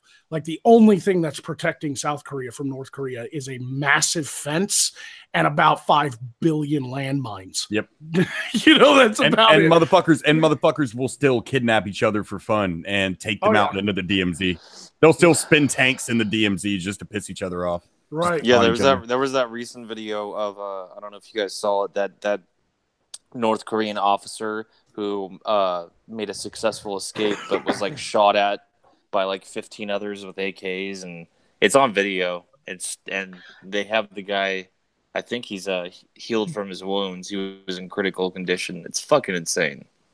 Vladimir Dragunov for $5. Didn't Genghis Khan take one look at Constantinople and was like, nope? Yep. In Constantinople, which is now Istanbul now. That's Turkey. That's its new name. Istanbul. That was one of the reasons. Like that was one of his first targets when they tried to push west, and it was just like they got to Constantinople and they were like, "Okay, they have a big fucking wall. We're used to big fucking walls." And then all of a sudden they're like, "Why is there fiery rocks?" Yeah, I was about to say that the rocks started flying over the wall. These are horse conquerors. These are men who rode horses, who perfected the art of like bowmanship on the back of a horse. Yeah, they came from the east. They had no idea what they were coming up against with the Crusaders and shit. Like these guys had suits of fucking steel and giant swords that would cut horses down. Literally broadswords, bastard swords that were like fucking 8 feet long that they would use to just slice horses in half. Like these were big. They throw rock at us on fire. They wear metal dress. They have all kinds of big log thing that go through everybody. You think we should keep fighting? I think we move on. This is really bad. Steak comes for everyone. One of the greatest things that ever happened in warfare was the invention of the English longbow. Like you literally had armies like marching up, and they'd be out of archer range, right? And they'd fire their arrows, and they'd land all in front of the English army. And the English army would be like, "Okay, they're out of range." And then the English army would go, "Phoo!" And those arrows would go like 70 times further than regular arrows, and just slaughter people. I mean, they're just like, Jesus Christ, run! Like I know that their archers were so good that they used to. That's where flipping the bird came from. Was when an archer would get captured, they would fucking cut off their fingers. Right. Yeah, that was specifically when the French and English were constantly warring with each other. The French would capture English archers, and what they would do is they would give them back, but with their fucking fingers cut off, the ones that they would use to knock their bows with. And anytime an archer actually escaped, they'd come back to the front lines, and they'd look up at the French soldiers, and they fucking just... They do that, and it eventually evolved into just flipping the middle finger. Yeah, I have an English longbow. It's 68 inches. The whole of Europe for many hundreds of years was a very unique creature where you got to try to imagine if Louisiana, Mississippi, Alabama, and Florida decided they were going to perpetually be at war and try to take the same 30 miles of ground between them for the next 500 years. Right. And it put them in a unique position to almost be a microcosm of technology, where they were always at war. They were always trying to look for different ways to be better at war. And the English, because they were on an island, they were doubly effective at this. They kind of got ahead with a lot of that shit. And they had to build the empire for that reason. The thing with England too, which sent them like into the annals of being a great empire, was that because they were an island, they were a naval power. Yep. France and Portugal and Spain were the only ones that could fuck with them. And that was later on in life. Like nobody could hold their own against the English for about 100 years. Their national policy was to have a navy 5 times as big as the next one down the line. Right. I mean, Trippy Poop is talking about Vlad Dracula used to stick poles up people's asses to kill them slowly. It's V's birthday. We promised we wouldn't talk about him on his birthday. And then light him on fire to light his garden. We all love V, but let's respect his wishes today. Vlad Tepes was an interesting historical figure, and he's not the only one from Romania, because there was also Elizabeth Bathory, the Duchess of Blood. I mean, that's from Romania. I thought she was Scottish. Who's the one from Mary Queen of Scots? Is who I'm thinking of. That's my ancestor. Yes, that's my great aunt. Oh well, I'll tell Ghastly to say hello next time he's over on the other side. Yeah. No, she was more like, I want the crown, and her sister was like, off with her head. Like, that's literally where fucking Lewis Carroll got the Red Queen and White Queen idea from. like the Queen of Hearts. Yeah. Like in Alice in Wonderland. Like that is literally what happened to my ancestor. They just were like, lock her in a castle for 2 years, and then when she becomes a threat again, just chop her fucking head off. Yeah. There was a lot of clout to being nobility back then. Like you could not arrest the nobility. It was a big fucking deal. It wasn't just like going and putting Jonathan Belfort in jail today and whipping up some charges. Motherfuckers had personal armies that sometimes, you know, that were sometimes as big that were bigger than the governors who ran the shit. Yeah. I mean, well, what's its fucking Bloody Mary, right? That's the one you guys are thinking of. Oh, Yeah. no, you want to hear a fucked up story about a Queen of England, the Lady Jane Grey. When King Henry died, or King Henry's son died, James, the title of the ruler of England was passed on to who he supposedly married. Now, this is all politics. He never actually married her, but they passed it to the Lady Jane Grey. She was known as the 6-Day Queen. Why? Because it took exactly 6 days for Mary to get to London. Oh. And she just killed everybody. She just slaughtered all the Protestants. She was like, nope, England's going back to being Catholic. Fuck you. Like, I am the fucking rightful heir. Like, she was the eldest daughter. She was the eldest heir to King Henry. She was his first child with Catherine. Why doesn't she just write them a nice note and hammer it on her door with a nail? Martin Luther and his like 95 thesis, yeah. Yeah, the Lady. Glad somebody got the job. I'm so glad somebody got it. Yeah, fucking Bloody Mary, man. She was. There's a reason they called her that. When she arrived in England after James died, she just slaughtered all the Protestants. Like, Yeah, she was just fucked. And like the streets were literally running with blood. They were executing 1,000 Protestants a week. Like, it was fucking brutal. She was fucking brutal, man. Do you it think took her sister to get rid of her? Do you think one of the reasons we're kind of getting away from religion in the West is because of the long lifespan? If you think about it like that, if you didn't take part and die in some kind of purging back in those days, or die of just life by 30, bacteria, dysentery, whatever the case was. But death was so a part of just everyday fucking life. Yeah, you're talking about a time when like people literally like had to have like 6, 7 kids because there was a good chance that about 4 or 5 of them wouldn't make it. Yeah, so do you think maybe it's not just knowledge that's pulling people away from religion today, it's also the longer lifespan. You know, you don't have to, you don't always think like legit today could be my last fucking day. I heard that bitch is coming up the road with 1,000 fucking soldiers. Yeah. Right. Yeah, like the English longbow was developed under Edward Longshanks, Edward I. And everybody knows him if you've ever watched Braveheart. Yeah, I was about to say, wasn't that the Braveheart guy? Yeah, he was the English king that dealt with the Scottish Rebellion. He threw his faggot son out a window. Right. No, that was Daddy. I want that was a very Red Foreman move of you, King Longshanks. No, that was his faggot son's lover. He threw out the window. Ah, that's right. That's right. His faggot son didn't have children, because he was a faggot. Yeah. But yeah, Daddy, that was a pretty penises. We don't really know that kid acted like a fairy though. Like when they made that movie, they were like, let's make him super gay. Do you think that was like a very Mel Gibson thing? Because like he's super religious and he's like, let's throw the fag out the window. make sure the gays are just the most gay things in the movie. Make sure he's Jewish too. Let me get the son from Monty Python and Quest for the Holy Grail. Get that son over here. Let him play him. You know what's fucking hilarious is people were so much smaller back then, like shorter. Yeah. Edward Longshanks, people were like, he's a giant. His fucking feet fucking hang off they drag the ground when he rides a horse. Like that was the legend of Edward Longshanks. Historians proved when they dug up his body to study him, he was only 6 foot. But that was like a giant to people. Like, a guy who was 6 foot tall I'm taller than that motherfucker. I'm 6'3". The land where like Big Show could have just ran the fucking country by default. If you put Big Show in a time machine, he'd be running England. Right? Like, oh, dude, man, I remember going into a fucking antique store in England, in Bath. And it was, like, living in Europe for 5 years ruined me on flea markets. When I was a kid, I used to love going to flea markets, seeing all the old stuff and buying some trinkets and shit. But once you go to Europe, their flea markets are like fucking history museums, but the shit's for sale. The little Magog. Like they don't give a fuck, right? Like Do you have dragon heartstrings? I don't have 50 cents. Will you give it to me for a quarter? Come on, no one else is buying this shit. So when I was in this antique store, the guy had a full set of actual like ancient samurai armor, like from Japan, and he wanted 20,000 quid for it. I mean, it was very impressive, and he actually had it on a dummy that it fit on. He had the little mannequin made so that you could see the full suit of armor.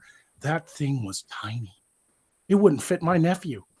That's a full-size suit of armor. Man, if I had gone to Japan back then, people would have thought I was fucking... They would have thought I was a goddamn giant from the north or something. You know, they would have thought I was... there would have been legends written about me. Dude, have you been to southern Mexico? Like down just to like Cozumel?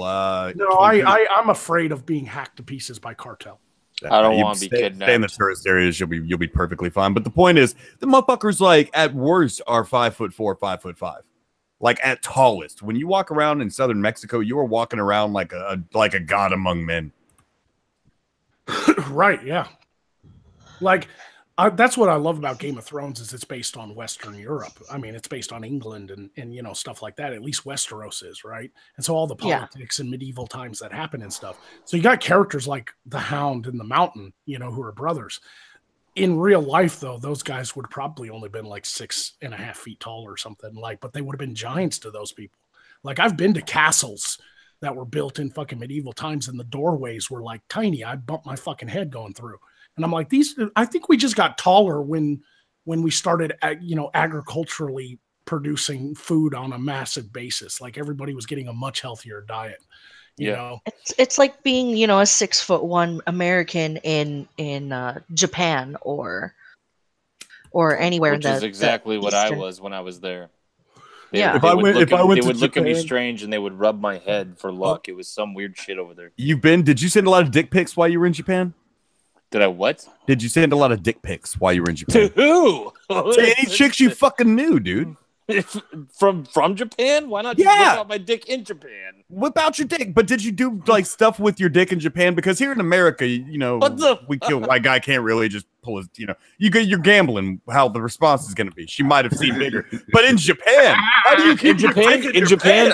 I think you're onto something, AP. I think you'd get away with it in a way that you wouldn't get away with it here in the States. I will agree with you there. You're gonna call me Mr. Take Your Girl in Japan. If you want to discuss like why that is, that's a good question. I mean, they're just a little bit more like, for example, when I was over there, and I was 14 years old, I was walking around and the billboards would have just straight up naked women right on the billboards, and it was like right next to this like little theme park for kids. And then I went into a store. Oh no, that's not a theme park. That's a theme park for grown tourists, man. and then I went to a store, with like to look at the video games because they had like shit either early or just shit we couldn't have, and like literally like on the same aisle, if you just did a 180, it was porno mags everywhere, hentai porno everywhere.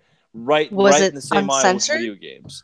Yeah, it was totally uncensored. And then on TV, their commercials would constantly have nudity. So they're very different. Like as far as they don't give a fuck, and there's no hubbub about it. There's no they want that because they've got their male children jerking themselves into total submission by about 9 years old. A male Japanese is ripe for brainwashing by any corporation or government. He's just jerked it too many times. And then the vending machines, there was an ice cream vending machine, and right next to it, a panty vending machine. I'm not making that up. No, well, what are you going to put your fucking ice cream in if not a pair of pissy panties? Right? I have a funny story, guys. I'm in school right now. I'm in college and I'm in the arts, right? And so all right, no BS. They're having one of these like school trips in the summer that if you sign up for, you actually get a full credit. And it's a trip to Berlin to go to all the museums and stuff to Germany. Oh, nice. And I'm sitting there and I'm like, okay, people are like signing. And in my London art history, you know, the teacher came in to make the announcement and everything and showed us a little slide. And then afterwards, she's like, you can sign up out in the hall after class.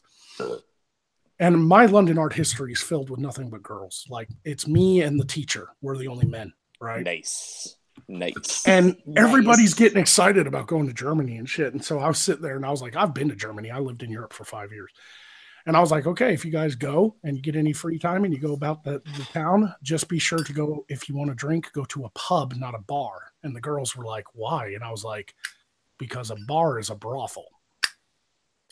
They didn't know that. Oh, shit. Really? Like, yeah, if you see the word bar, it's not a sports bar. It's a fucking brothel, right? Like, that's the difference between a bar and a pub in Germany, right? A pub is maybe they do want the bar, right? And these girls, man, in this liberal arts class, like they were like offended. They were like, "Oh my god, prostitution in Germany!" They had no idea prostitution was like okay in Germany. Like it's legal. Them girls pay taxes. Like there's nudity on billboards. I'm like, they shouldn't get upset. They should go over there and take advantage of it. Make some dollars. They had no fucking idea. And I had to learn that the hard way. Nobody told me that. I was in Trier, Germany, and I walked into a bar to get a drink, and I sat down, and this beautiful woman, I should have known, because beautiful women, they don't do that to me. But she come up to me and was like, buy me a drink in this sexy German accent. And I was like, yeah, what do you have? And she ordered a martini, and the fucking bartender slipped the martini forward, and he was like €1,000. And I was like, what the fuck's in that martini? Magog's out here she was like, honey, it's what comes with the martini. I was like, oh, fuck, I'm in the wrong place. You have but at the same time, you whipped out €1,000 and you're like, let's fucking do this. What can I get for $5? I was like, do you have like a €50 martini? Like, what can I get for that? She was like, hand job. I was like, oh, shit. So after I got a hand job, I left that place. Whoa! There's a smart man right there. Hey, I'm not gonna lie. Yeah. I'm not gonna lie. This sounds like a great time. AP, let's get Ghastly and head over to Europe and let's hit up every bar. We got to do Vegas. I've got to. 2 weeks later, we've got to figure out. We've got to figure out the logistics and money involved in Vegas in August. I'm serious about that. I want to do that. I want to go with Ghastly and Failure and hopefully 4 hours away. I fucking definitely want to go. AP, did you know my birthday's in August? Oh yeah, you want to come to Vegas? Yeah. You trying to get some of this Frog D? I mean, I'll pay for the room if that's the case. That's why I'm asking. I'll go ahead and book it. I want to know nothing about this. Don't get me to Vegas and pay for a fucking. About this. No, don't get me to Vegas and get me paying for $120 a night room at the Monte Carlo and then be like, oh, I was just kidding. I do want to go. If you guys are going to Vegas, that sounds like a blast. But I want nothing to. I don't want to know anything about this. I can stay off strip at the Holiday Inn for $60 and spend the rest of this money on a hooker every night. I'm not allowed to go to Vegas. I am Cancer in the chat says €1,000 is $1,200. That was a high class joint. I did not realize I walked in it. There was much cheaper places. Trust me. I mean, a friend told me. But right next to the regular bar, there's a Downy bar. You walk in there, and they're like €50. Right. Fucking irate bears in there. This is my shit, yo. Oh my god! I have down two retarded irate kids. Bear, what are you doing here? Shut up! Shut up! That's proud, you asshole. Don't steal my stream. Shut up! I want to fuck that cute floating head on the ride. Drunken Uncle's like, hey, I'm just here to drink, mate. Here's a funny one. In between Spangdahlem and another airbase that's there, there's a long highway called the B89, right? And it's through the mountains where Spangdahlem is in Germany. I'm going to call my penis the Spangdahlem for a while now. And that highway is the most dangerous highway in Germany because there have been more fatal accidents on it than any other fucking highway, including the Autobahns, right? And here's why. It's in the mountains and there's a sharp left turn. I'm talking if you don't fucking slow down to 10 miles per hour, you're going to go off the cliff. You're going to fucking die, right? Well, just off of that turn, as you're making the left turn, off to the right, there is a brothel called Das Venus House. And it's a 2-story pink building, right? And where the turn is, the second story is exactly eye level with the road. And the windows are open. And that is why people die on that highway, because they're driving, and all of a sudden they look over and here's this big pink building with naked women in the windows, and they're like, "Whoa, off the road, dead." Fuck, I was sitting out here like, how long has this road been here? Well, fuck them. You know what I mean? Like, the locals should know, but that's not fair. You can't ambush a motherfucker with titties and ass. I don't know if you mentioned this, Magog, but don't they not have speed limits on certain roads or all roads? No, absolutely. That's a huge misconception. There are speed limits even on the Autobahn. The thing is, with German laws, when it comes to the Autobahn, the speed limits can be ignored. So it's a recommended speed limit, but it's not set in stone. So if it says on the Autobahn, you should be going, 80 kilometers, you can do 200 if you have a fast enough car, and nobody's going to pull you over. But they have recommended postings, and that's only on the Autobahn. All other roads have a speed limit, and the police will pull you over. Okay. It's only on the Autobahn that you're allowed to just blast by everybody, because it's like an 8-lane highway that's like it's like, oh God, it's like 18 inches thick of concrete. I mean, the Germans built it to roll fucking tanks on during World War II. They wanted strong enough roads to roll heavy industrial fucking military weapons and shit on. So the highway system in Germany, this is a huge misconception. There's actually posted speed limit. And if it's raining or something, you better follow it, because that shit's dangerous. So what you're saying is the Autobahn is a reminder of Hitler and therefore racist. Yes. Now, what's funny about the Autobahn is like you're driving down the Autobahn and every exit to a town says house fart. You know what, man? Like, is it okay yet to talk about some of the good things Hitler did? I don't mean it's like been okay for a while, AP. Do it. All right, well, but you're a Nazi.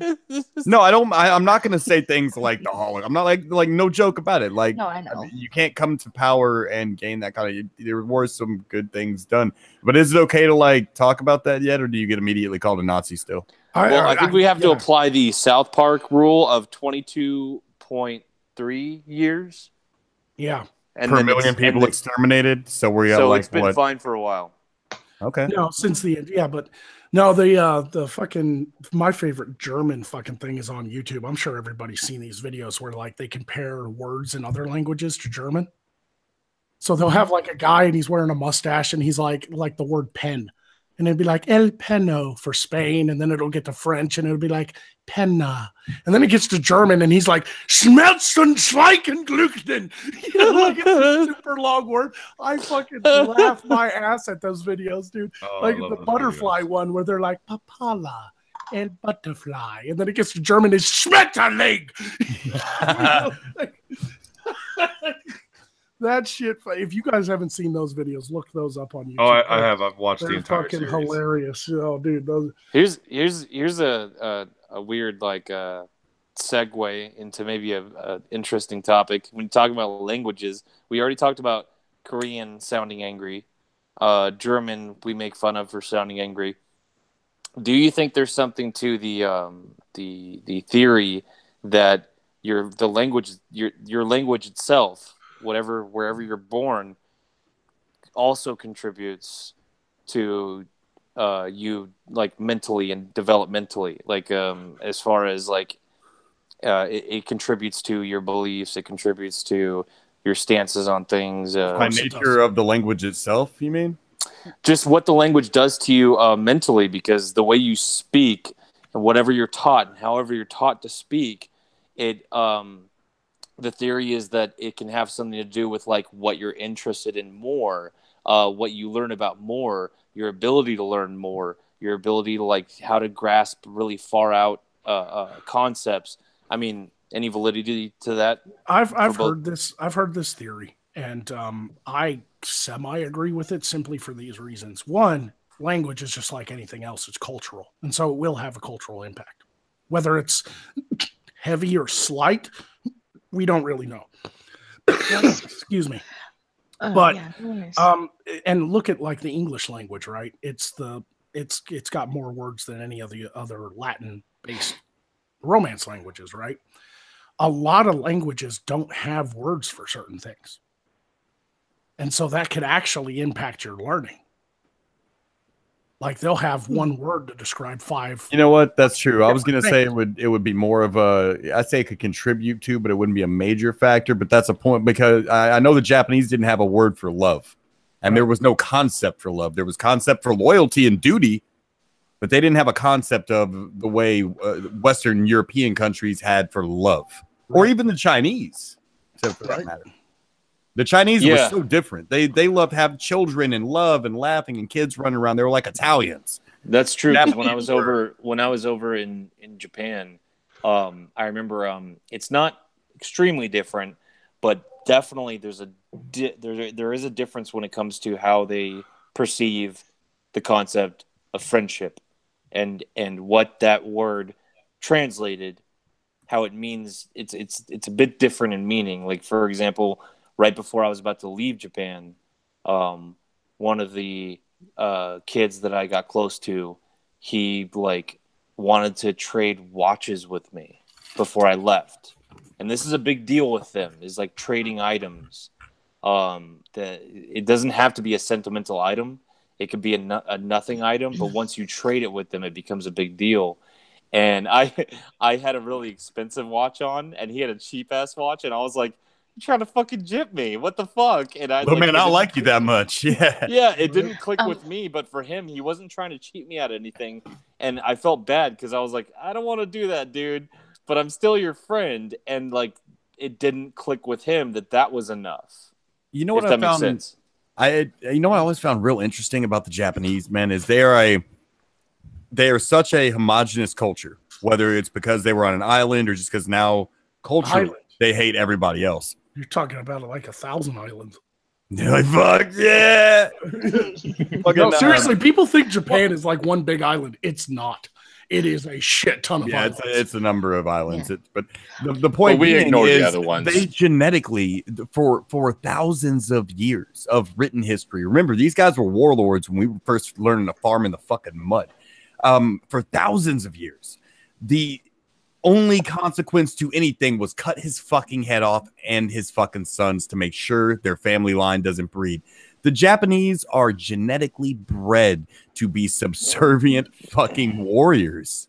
Oh yeah, when it came to the Catholicism push, the Japanese, overall for the most part, the Japanese were like, no, and fucking that was it. Like, it was like, okay, we're gonna torture you and possibly behead you until you get your Catholicism out of our fucking country. Why? Yeah. Because we said so and we like our ways. There were some daimyos who would use that as a bargaining chip with the Portuguese. But here's the thing. Like, they would be like, well, I'll open up a Christian mission in my fiefdom if you give me some of those fucking cannons. They would tolerate it if you didn't push it too hard. Yeah, from the Dutch, they would tolerate a lot, but the Portuguese and Spanish moved in there and just fucking ruined the Europeans for the Japanese for a century. It's different, though, in Japan now.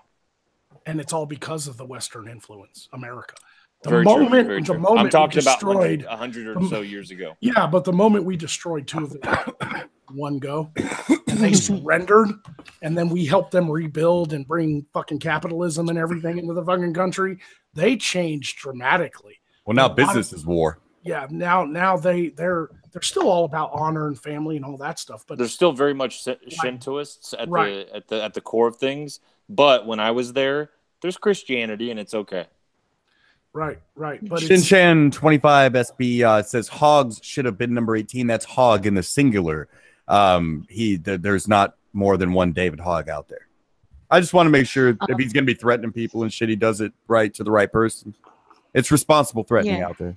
Now, some argue that, I mean, how come this is interesting. How come it's English speaking? How come it's the English speaking world that invented liberal democracy? And you're about to get you're about to tap onto what ethnostaters try to purport. Right. I know you're not coming from there. No. It's a curiosity about history. Yeah, but it's interesting how people like ethnostaters, they turn it into purely how did whites, and I thought it was interesting how you came at it from how do English speaking countries, how did they become the only ones that seem to have invented it? comes from Latin though, so and a different English was spoken 100 years ago. Like, yeah, it's a Romance language, but it's well developed beyond. Real quick, Race Jacobson. Yeah. Well, now I'm thinking about it and tracing it back to like where the Romans and being like, well, there is a line of great shit that came straight from the Mediterranean through the Latin language into the French and the English, and now that I'm thinking about it, like. Goes back the to my question, AP. there to make that claim. Yeah, it goes back to my question, AP, about like Zell, shut up! Come on, give me a second. What, do we have a fucking super chat? Yes. Ray Jacobson for $2. Ray Jacobson for $2 had said a while back, Hitler will soon become the next Napoleon. All right, now go ahead. Race, donate at least $5, and we'll fucking care about your opinion. But what I was saying is like language, maybe language, Magog, maybe that has some influence as to like again, like the English speaking countries you talked about. Maybe the fact that like we had the language that we had, it did something to our brains where we had different interests than others. Well, it goes down if that makes sense. Yeah, it goes down to the more advanced the language is, the more able to process in your own mind more complicated philosophical values.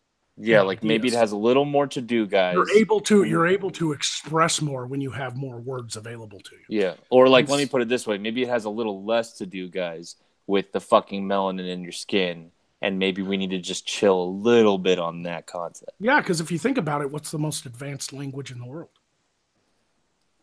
I don't know. And when motherfuckers be talking like this, G, they're usually stupid.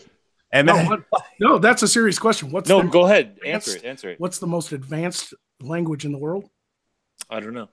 Computer. Oh, okay, fair enough. We invented it. We invented programming. It's a language, but it is a language that is able to mathematically express 10 times the amount of information than the human brain can. Because we don't have the words. You're talking about binary, right? No, binary is just kind of where it began, and even binary is more advanced than the English language, technically. I feel like Aiden could straighten us out on this whole thing. Right. She might. I think she did a video talking about the whole theory of language and how it might influence belief and things like that. I kind of just trust her because I believe she's smarter than me in these matters. It's kind of like, I'm trusting a specialist. Believe it or not, the human brain has the processing power, but we don't have the ability to hold the language. It's really weird. So we developed something that could express itself with an unlimited mathematical language. Because our own brains couldn't do it. I see what you're getting at. Yeah. We overcame evolution by creating something that was smarter than us. Yeah, that's creepy when you put it like that. Yeah, because our brain actually does have the power to process these ideas, but we have a very limited speech center. Holy shit. Okay, here's a creepy I don't know if it's like a question, but more of a thought experiment. But taking the artificial intelligence, like going full out with it. Let's say we reach the point of sentient machines. We already talked about why do English-speaking countries? Why does it seem like from there came free speech, things like that? If we hit the point of AI, Magog, in your opinion, would they straight up believe in the concepts of the English-speaking world? No. And then secondly, would they also just improve it and go to the max, like as far as free speech and things like that? No, none of that would happen. Because technically artificial intelligence is a contradiction. What we created to help us process information because our own brains couldn't do it is still purely based on logic, right? Mm-hmm. Like, so a computer can figure out in 10 milliseconds of a millisecond that the words to describe something like love or hate or jealousy. But it can't express those emotions. It can define them, but it can't express them. So there's a philosophical conundrum with creating an actual artificial intelligence that's going to become self-aware and start actually self-replicating and thinking for itself on a scale beyond human. Is the expression of emotion, understanding and feeling of emotion, is that that big of a key component in intelligence itself? Well, it's not just intelligence, believe it Or or not. symbionts, maybe Okay. is what I'm trying to say. Basic biology here. Okay, basic biology. Where do we get our ideas from? Where does all of the stuff happen? What happens in the brain that creates this ideas, right? It's neurons, right? Neurons fire. Right. Electrical activity interpreted by the brain. Here's what's weird. Okay, a computer is a brain, right? It's got a processor and it's got storage space to store data. Right. But it can't express emotions because it's not a neurological system. Okay, and here's why it's not a neurological system. It is just a brain, computers. But believe it or not, and a lot of people don't know this, we actually have neurons in our heart and our stomach. Bet you didn't fucking know that. Is that why I didn't? I was aware of the. I feel things in my heart. Well, no, I was aware of. I didn't know about it being expressed like that, but I was aware of, like, for example, having also levels of serotonin in the stomach that can also contribute to things like depression and stuff like that if you lack a certain amount. So right. I mean, I was aware to a certain extent but like you made me think of something very interesting here, which is, like, let me see if I can put this another way. The quote unquote artificial intelligence, what we would be creating is something that never had to go through the process of evolution and natural selection. And I think that might contribute to exactly why we experience what we experience, is because we're a thing that developed and evolved in a world that doesn't give a shit about us. And then we create something where it would almost be like if we were created today, right now, just as we are, we might not have the problems that we have, at least emotionally. That's absolutely not true. Any computer system that we develop evolves. Okay, fair enough. Yeah, I don't know. Here's what's weird. Okay, nature creates the most sentient life forms on the planet using one tool: mistake. It was just a mistake. Okay. It was just mistake after mistake, and then it tries something new until something worked, and then it would build on that. That is what a self-replicating code does. It logically works out the problem until it finds the right answer. That's essentially what we are. Evolution is evolution is nothing more than a self-replicating system until it figures it out how to survive. The problem is, I think the point that what you're getting at is we can't replicate for a computer system how to survive in a chaotic environment.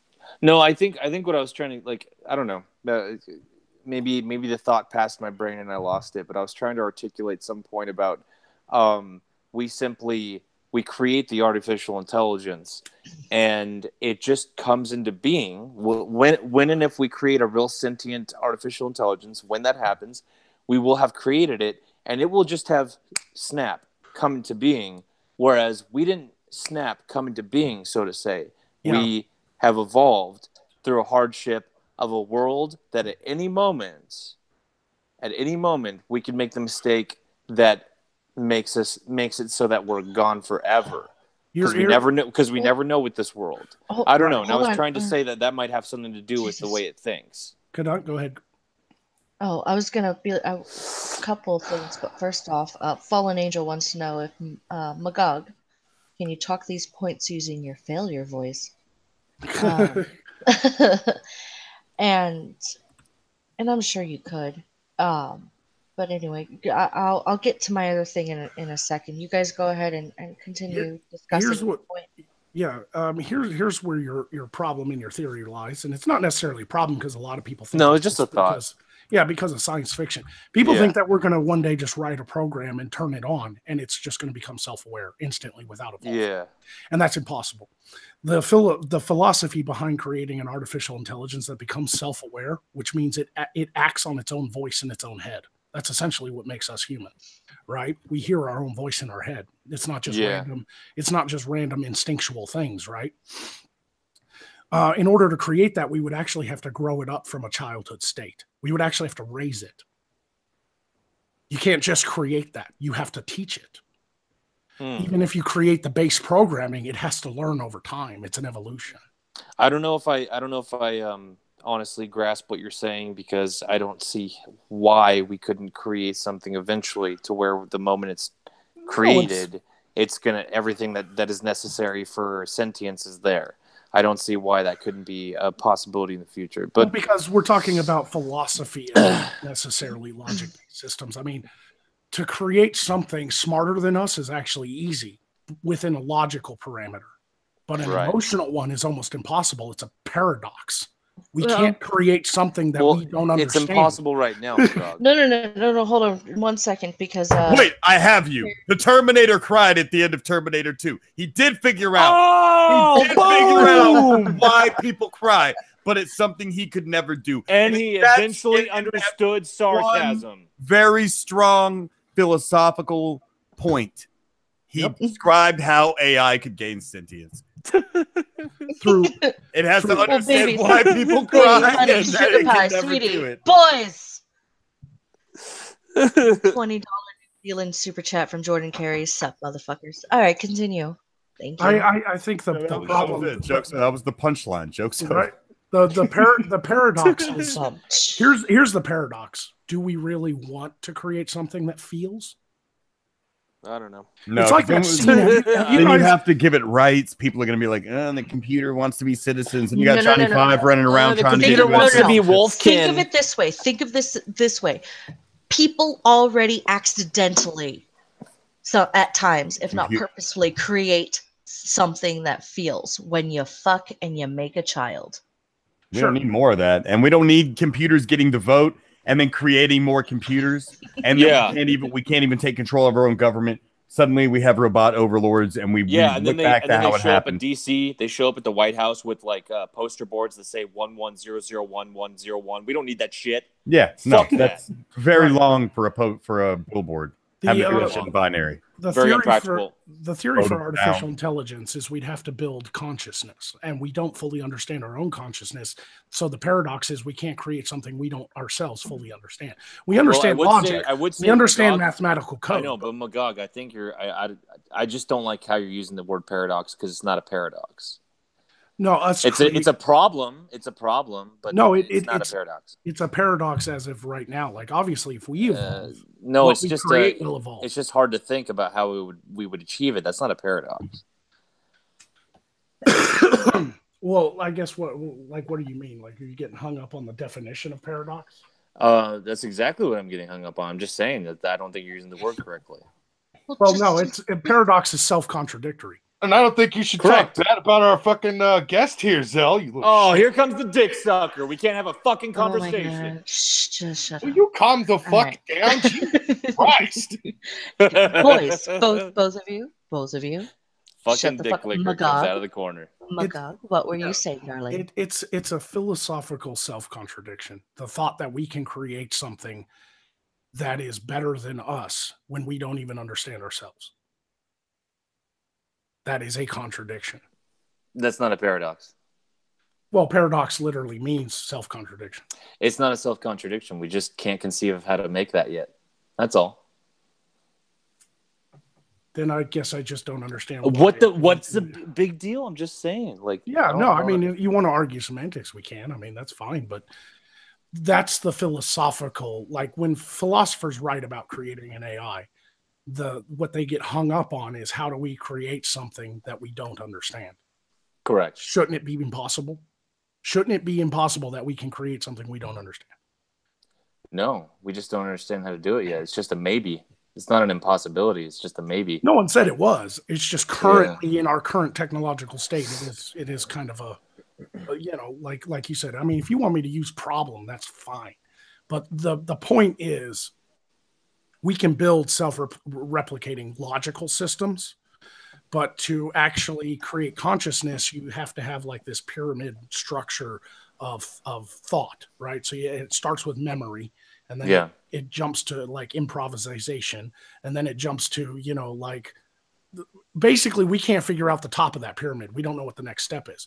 I totally agree with you about consciousness and how, like, I don't even think the best neurologists can articulate exactly what consciousness is built up of, or what to do to create the feeling of a self in something. We don't know how to do that.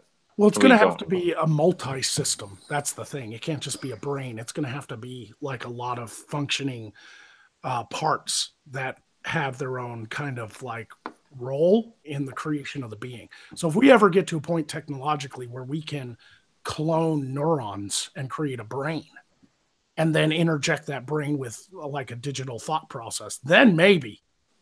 But it's going to have to be like semi-organic. We're talking like Android shit right now. You know, that's science fiction at the moment, you know, but it is possible. I'm not saying it's not, but as of right now. And then again, we also don't understand fully what we create in computer systems. We had recently, there was some supercomputers that we created. One of them was called Hans. And they asked Hans what it would do with the human race if it was in control. And its answer was, human race is like the human race is undefinable or something like that, and therefore must be destroyed. And I was like, kill it with fire right now. Oh my god, kill it with fire. Creepy. Like, kill it with fire right now. That's so like, creepy. You know, like that was its fucking answer. You know, and I'm one of those people where like I don't subscribe to like that AI is going to be a problem in the future. But those little anecdotes, man, that's chilling. Yeah, that's scary. Fallen Angel says, Magog, it's not hard to create an AI that we don't understand. Actually, AI mimics neurons' behavior and it'll grow in its own way and we won't understand it. That is true. But that's also the philosophy behind it is that if we did create it, we wouldn't understand how. Yeah. You know, that's we wouldn't understand it's a view. You can't just write a code. Yeah, you just can't write a code and then turn it on and be like, "Here's this emotional conscious being." It doesn't work that way. We wouldn't be able to understand even if it did experience the feeling of a self. We wouldn't be able to understand if it did. Right. I find it hilarious that we actually started this whole stream on just talking about pop culture, movies, and stuff like that. Then it eventually slid into a history lesson done by Magog. Yeah. And now it's fucking talking about AIs and consciousness and fucking neurology. You know, I did read an interesting thing that said that we might be able to create a sentient consciousness in an AI if we could figure out how to give it a subconscious. I don't want Ultron, okay? Just let's not do this. Because I think most of our actual information in our brain is stored in our subconscious, and we can't readily access it. And that's what's so fascinating about the brain. Could you imagine the human race if we could consciously access our subconscious? We wouldn't be able to. I mean, we wouldn't be able to live, man. That would just drive you nuts. It would literally be like sensory overload. Yeah. Like, imagine being able to remember every single detail of every encounter of every moment of your life since you were born. Well, yeah, like aside from a few discrepancies, what you're really tapping into is something similar to what people experience with post-traumatic stress disorder. In a way, yeah. It's what happens. Memory. It's what happens when it's sensory overload. That might be a terrible idea. I'm pretty sure AP does not want to relive that night in Tijuana back in 2010. I've done a lot of psychedelics in my day, and I know the feeling that is described when we're talking about these things, but I've never been in a war. I have been like that night in Tijuana. Yeah, that was bad. Have you ever experienced a sense of selflessness? Like there was gunfire, gone? But I don't know if you can't stand next to veterans who fought, you know what I mean, and be like, I was getting a blowjob while some cartel guys duked it out. Like, I mean, the VA is not going to treat your bullshit, you know. Like, I've tried. It's not quite the same thing. Not the same thing. Yeah, like that's a funny joke. I saw that on Twitter earlier. This like fucking kid's talking to his grandkid. It's like a little comic strip, and he's like, "Wow, Grandpa, you were in Iraq, Afghanistan, like Burma, Vietnam. Like, what's the worst place you've ever been?" And he was like, "The VA."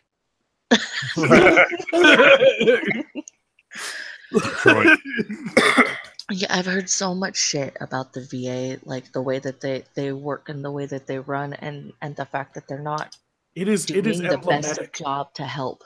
Right. Yeah, my grandpa's been fighting with them for years to get certain operations done. My grandpa suffers from Agent Orange and a lot of bullshit. He's hanging in there, but it's not the best it could be. The VA has some unique problems, and it has some very good people working for it. Sure. but it's administratively and the government down, the money they get, it's become not so great. I have family that basically come, and a lot of people, not just, you know, my family, but a lot of people, these guys, that's their home. They don't leave the VA. They're going to be there until they fucking die. So you can't just run it like a hospital. It's an interesting thing. I'm part of the VA because I got injured in Iraq and I'm a disabled vet. And every time I go there, there's a couple old guys that are just there all the time in wheelchairs. They've been there since Korea, dude. Yeah, they're just sitting out there smoking at the bus stop. And I'm like, you were here last time, and that was last year. Like, are you just living here? Yeah, like, is that what's going on? If you want to know what social healthcare system is going to be like, go to the VA. Man, it'll make you sick when you think about why these guys are here and the type of treatment they're getting now that they're back. I mean, but I've heard the arguments. It's just, it seems wrong. I'm not a genius. I can't fix the economy and what money goes where. I can put my vote in the right place, but it seems very wrong. It seems like we should be doing a lot more for these guys. Now, I agree with you, but at the same time, here in Arkansas, Fort Roots is my VA hospital, and it's one of the best in the country. I've had some awesome treatment there, awesome doctors, awesome people. It's not the greatest facility. Like, you walk in, and it's like a hospital from the 1970s.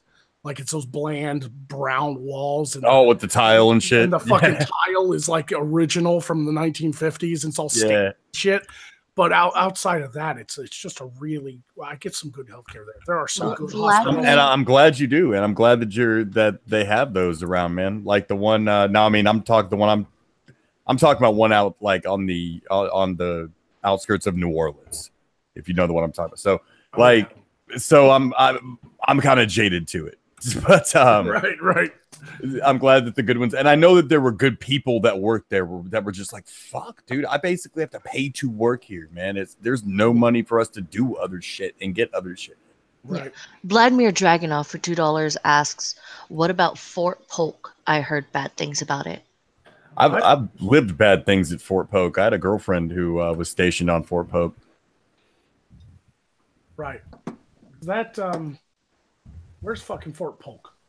Alexandria, Louisiana. Okay, right, yeah.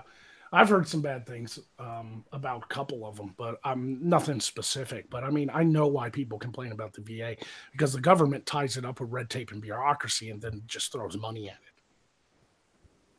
And there's just so many of them. There's got to be a VA hospital, you know, in every county, you know, so it's that money's spread. Well, but you know what I mean? Like, you got to be in proximity to a city, you know, there's a lot of them. Yeah, every state has at least one. Like, Arkansas only has the one. It's in Little Rock. So if you live 2 hours away from it, what they've done with the system is, if you are like a certain level of disabled and you need help, you can go to the local hospital and show them your VA card and they'll treat you. And then they bill the VA. That's what's starting to happen. And I think that's a much better system than having to drive 3 fucking hours, you know, to visit your fucking doctor. That is a better system. That's like, you know, us having to go from Gulf City to Austin. Right. You know, I mean, that's 3 hour. Well, I'm close enough to Fort Root that when I make an appointment, I go to Fort Roots. But other than that, like, I've heard of guys that live out in the fucking bumfuck country and they just go to their local, you know, healthcare provider and give them their VA card. You know, government's getting tired of paying for private healthcare. That shit's expensive. I mean, I got buddies, you know, here on the West Coast that they can't get shit done through their VA. Like, they've had to go through. They just, it's a fucking struggle. Like, it's not being. I don't think it's being funded or run correctly. That's the problem. It depends on the state. Not all states do that except the VA everywhere unless it's an emergency. Now, if it's an emergency, you get in a car accident and you're a vet and you get to a hospital and they're like, what's your insurance? Give them your vet card. Because then they'll call the VA, you know. But other than that, it really depends on the state. I'm very lucky that I live in a state that passed laws that were like, just walk into any hospital if you're a vet, you know. But not all states want to fund that because that falls to the states because of the elastic laws. Technically, the VA is a federal government program, but the states have say in healthcare and public safety. That's their power. Beardy says go ahead. You're about to read the same thing. Yeah, the VA hospitals here are renowned for assassinating those in their care or just neglecting them till the patients do it themselves. Yep. Thank you, AP. It's for pretty bad. catching that. I had no idea it was like that in Canada. I hate to just throw a blanket generalization over VA hospitals because, like you said, you have a good one, and I know, and I've been in one filled with good, caring people whose hands are fucking tied because they don't run the place; they just work there, you know. And that's what keeps me from just doing the shitting on the VA like a lot of people do. I'm not an expert on it. I just know what I've seen. Yeah, and you know, surviving, you know, a war and then coming back home. I was injured in Iraq and I did convoys, and I got pretty fucked up over there. Had to go through 2 years of physical therapy for my spine, and you know, it's become manageable to the point where I only have to go to the VA once a year because if I do have any extreme pain, I just deal with it, do my exercises or whatever. But some people aren't that lucky. And then they get tied up in a place that's like more bureaucratic than the DMV. You know, it's a terrible fucking system in many places. And it does need to be reformed, which is, you know, Trump pushed for that, giving the VA more money and a little more leeway and cutting some of the red tape, which is why a lot of vets love Trump, because he has fixed some things with the VA system. Not all of it yet, but he has. It's very good stuff. I got stories from Iraq, man. I could do a whole stream of fucking stories from Iraq. Well, if you guys don't mind if we pause this for just a moment, Brockus, are you there? I'm still here. Will you do the thing What thing? that we discussed? Oh yeah. God, hold on, let me mute Sal because of this motherfucker. But go ahead. So basically, our friend from Help for the Guild List, the guy who runs the channel, Antoine, is currently going through some pretty tough financial issues. The landlord of the house he lives in has decided to be a complete asshat and gave everybody a 30-day notice. Everyone has to be out in a month, and he's they trying don't to short sell the house. Yeah, he's trying to basically make more money and go home to wherever the fuck he actually lives and shit, which is actually fucking over a bunch of people in that particular neighborhood because he owns several houses there. Unfortunately, Antoine does not have a lot of money at this time, and even if he was to get some money to actually get like 1 month's rent here in Southern California, it's not going to be enough. Like, he pretty much has talked to his they're just engaged, but fuck it, his wife. And they want to move to Oregon to get pretty much a better life somewhere where it's nicer, cheaper, and they also have friends and family up there that can help them out. So they're trying to get some money together. I put the GoFundMe link in the chat if you guys want to take a look at it. I can go ahead and do that again. But if you can't actually donate, we understand. Obviously, people have money troubles themselves. But if you could at least share the link around, that would be great. That would be very pretty helpful. much. He has a month. He has till the end of April until his girlfriend, and their 5-year-old daughter are living on the streets, and they're just trying to. There's no way they'd be able to make enough money to get out to. And put first months and security deposit and all that shit in California because it's really fucking expensive here. If you don't click the link, they're gonna die. click the link or they'll die. Anyway, but I Blood's figured on your hands. I figured we'd chill that just because it's a rough situation. Being able to have people to at the very least check it out and see, and whatever can be helped, you know. Yeah. But anyway, go ahead and continue talking about. No, you just brought the show down, man. We had some energy and shit. Well, it's about that time anyway to do the wrap ups. Kusha Nomish, I'm hoping I'm saying that right, brings up Trump does not have total control of it. I'm assuming I'm talking about the VA. More than likely. Yes and no. Like, obviously, there's like a board of directors, they answer Congress and all that stuff. But Trump, given that it's the veterans and they're ex-military, no matter who the president is, he is the commander-in-chief. He actually has control over the military. Like, that's literally his job. He's the commander-in-chief. So he has a lot more pull than you might think when it comes to dealing with the VA. All presidents do. Yeah, but No. there's only so much that any Yeah, president but could it's do all, to it's because all like about assigning the budget and passing the right laws and everything. But when it comes to like people oftentimes like, forgive me for saying, but a lot of people mistake the power of the president, and that's true. The power of the president is in his executive order power. He's a commander in chief of the military, and he has the power to veto. Right? He enforces the laws. Congress is actually the most powerful body of the government. They write laws. They literally write our laws. That's more powerful, like, and the president enforces them, and the judicial system, they actually they make judgments on whether or not the laws are constitutional. So like it's the balance of power or whatever. But when it comes to the VA, you'd be surprised what the president can decree with an executive order because he's commander in chief and because it's veterans. Yeah. Because even Obama did it. He did an executive order and just fucking ordered the VA to, cut funding. It was just like that. It was no Congress. There was no meeting. It just happened, And they do that all the time with the military. Anytime you get a Democratic fucking president in, they cut funding from the damn government or from the military. And it's not an act of Congress. It's not part of it's not part of the negotiated budget. He has that power as the commander in chief.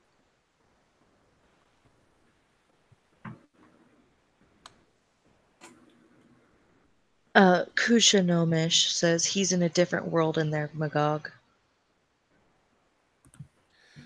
Yeah.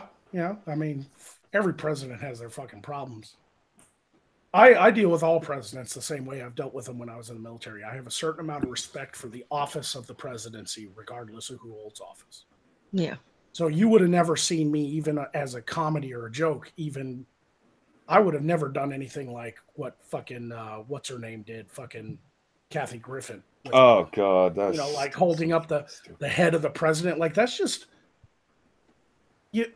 even if you hate the president, have some modicum of respect for the office of the presidency. I have nothing but disdain for that action, but what bothers me even more about it, what just gets under my skin about that, even more than what she did, is how incredulously unself-aware she is about why she can't get fucking work now.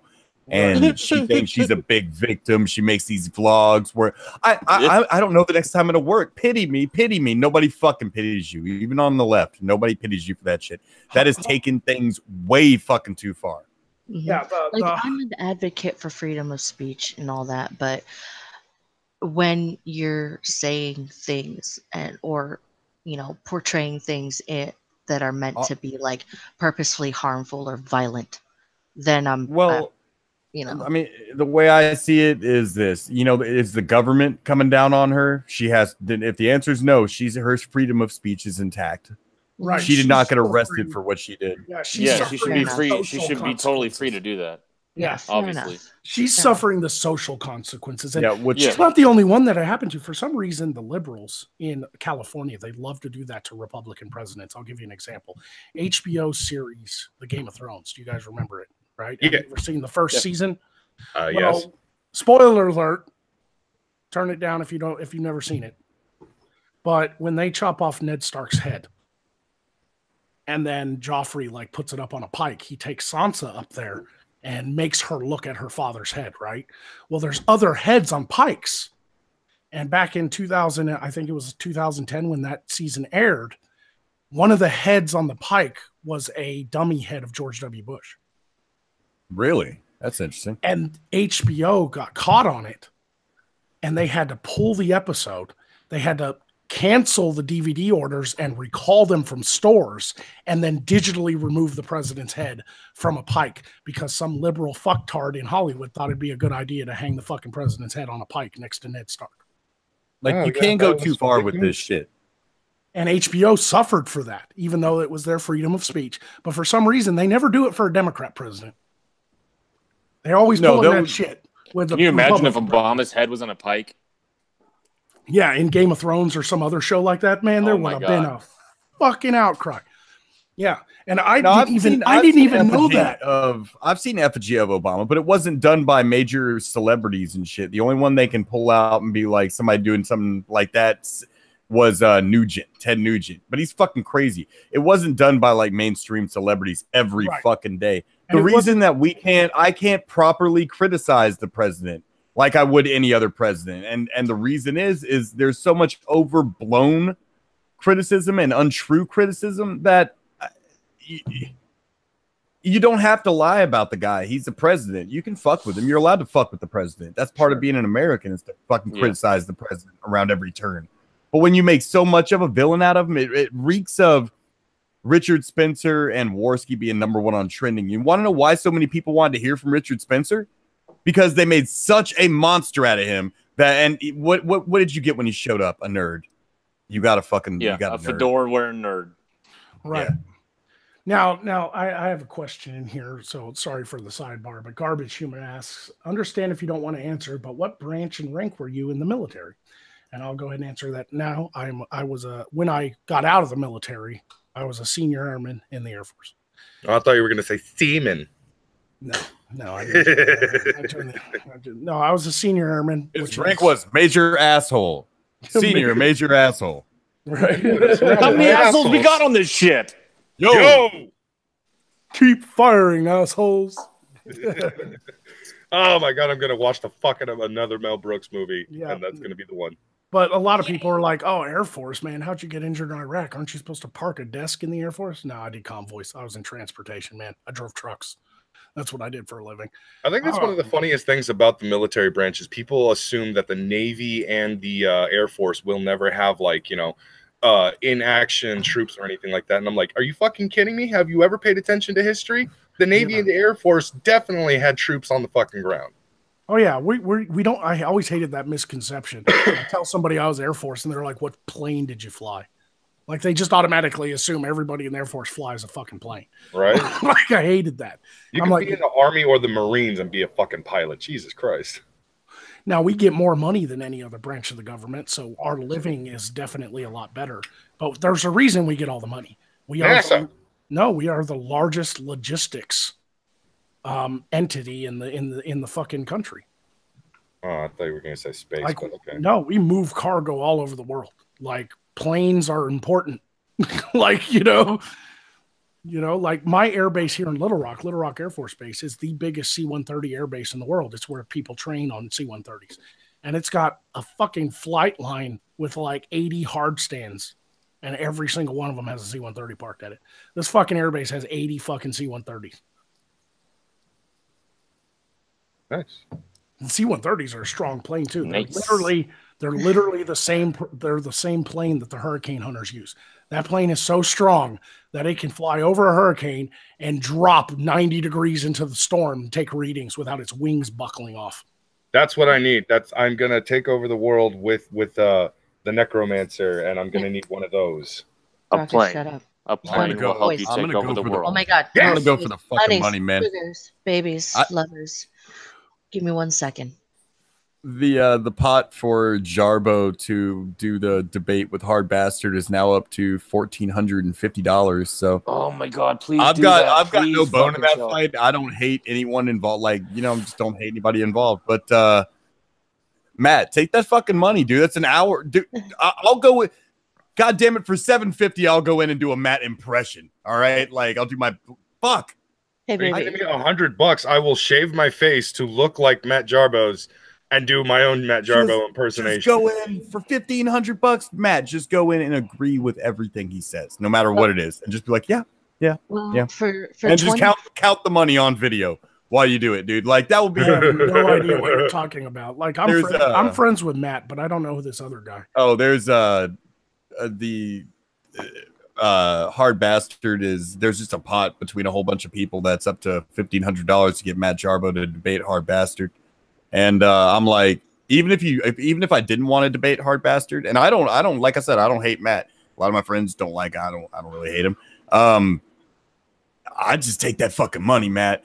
I would go and I would count the money on camera and just agree with whatever the fuck they said for an hour. Oh, that would be an epic you also know you're a piece of shit, AP, and your fucking mom's a whore. And I'd be like, yep. Oh shit, you made me lose count. That would be an epic troll.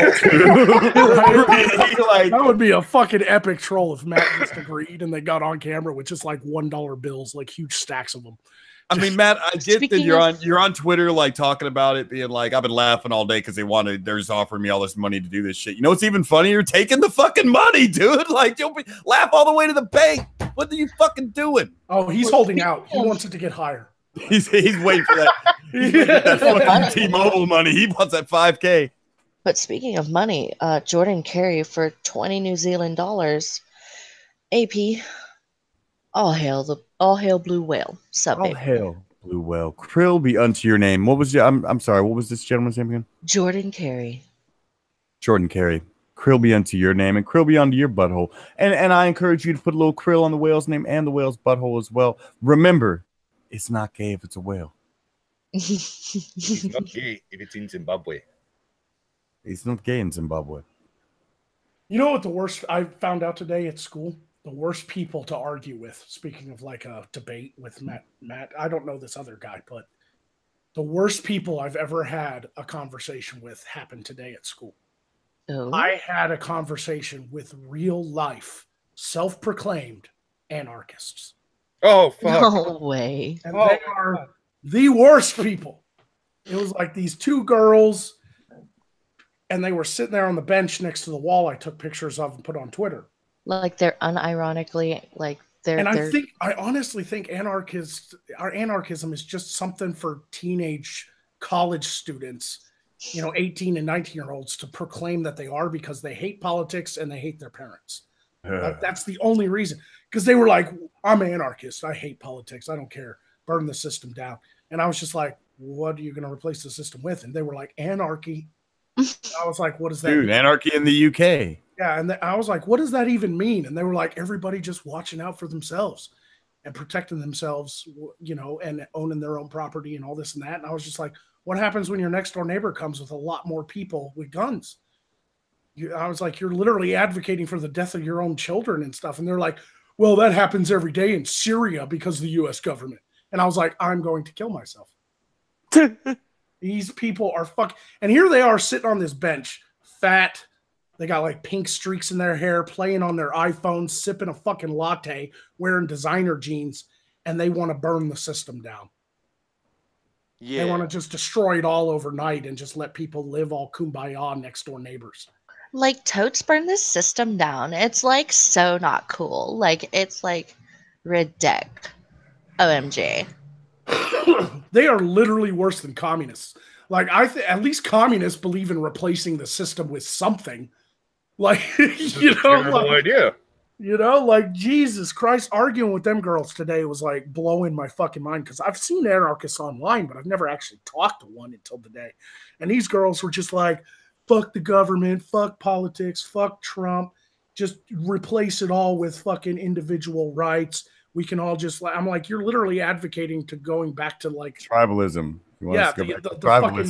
You're literally advocating to going back to the days where we were like hunter-gatherers. And we were just like searching for food and hoping a bigger tribe doesn't find us and kill us all and rape our women. Like, that's what you're advocating. They had no understanding of human nature. You want me to give up my fucking galaxy and internet and the new season of Roseanne for that shit? No way, dude. Right? Fuck you. No, like then the thing is, a lot of people who claim anarchy, especially girls like this, they don't understand that what it means is like, yeah, no, you'll be getting rid of, police, and therefore you'll be getting rid of the fear of police or the fear of, having to deal with consequences, because you're just like, fuck it, I can do whatever the fuck I want, and they have to learn to protect themselves. You've replaced it with the fear of roving bandits, dude. What the fuck is that? It's like frontier shit, man. It's like the old West, Like, I don't want to go back to having soldiers and garrisons and shit. Let the cops do the fucking job. What are we talking about? Shut the fuck up, man. It's funny you said that, Kadun, because that's literally one of the things she said when I brought up the whole like death of children. Besides the Syria comment, she was like, cops kill children every day. She literally said that to me. What? Is she retarded? No, wait. Yeah, no, she thinks anarchy is she wants to still be considered a child. So like she doesn't understand. She just doesn't understand. And that's what you got to remember, Magog. Wait, if you're an anarchist, then they're pro-gun, which I'm sure they wouldn't have agreed to. No, she said that. She was like, we could all just live on our own and protect ourselves with guns. Yeah, No, good luck that's trying to fair. protect yourself with guns because you're a stupid fucking twat. Like, are you serious? You're probably one of those fucking like feminazis who's like, yeah, no, I could fist fight a man just fine. And I'm like, no, I need big, strong men around me to keep me protected. burning your women, raping your Bitch, horses. you couldn't keep Sinatra says out of your fucking off your land. Like, fuck out of here with that shit. He packs 3 times the amount of heat necessary to eliminate your entire family. Shut up, bitch. Like, I actually kind of like, I don't know how tall Sinatra is, but I kind of want to stand next to him just to basically like see how tall I am compared to him, because I'm noticing that I'm taller than most YouTubers I've actually like streamed with or talked to and shit like that, and it's kind of getting funny for me. Race Jacobson for $5 says they think they're gonna be Negan instead of Negan's bitch. Oh, Yeah, that's a the good big point. thing. Like, did they not realize that while they're sitting there drinking their lattes and they're all fat because they eat corn dogs every fucking day? Like, do they not fucking realize that they would literally just be raped and murdered in that system?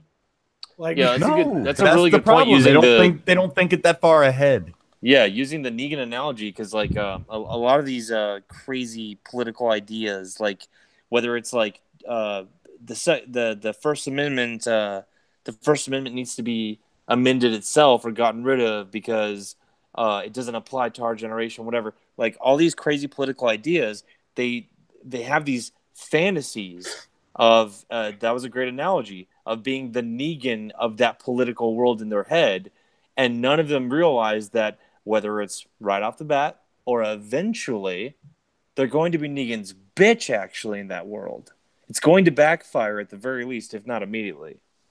I mean, I'm pretty sure I could survive for a little while, at least in a Mad Max type situation, but somebody would eventually get your ass, right? Like, they literally advocated for the strongest survive. They had no caring that people would die. Like, they were like, I was like, what about old folks in old homes? They'd just be abandoned without the government, giving money to the retirement homes and things like that. And they were like, strongest survive. I mean, fuck them, right? Right. I mean, me being a woman, I'm just gonna say this. Like, I will, if I start seeing anarchy truly taking place, and I mean like true anarchy really taking place, I'm going to stockpile the lube and find myself a nice big strong pile of men to just surround myself with and be like, all right, you guys go ahead and have your way with me. I don't fucking care. Just don't let anybody else hurt me. Do these bitches just think they're all going to be like Queen Daenerys?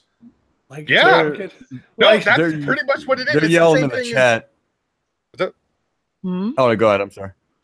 No. I'm on a little bit of a delay. It seems like it's all right. It's just Brockus talking, so we'll go ahead and say it. No, they said to get an ANCAP on.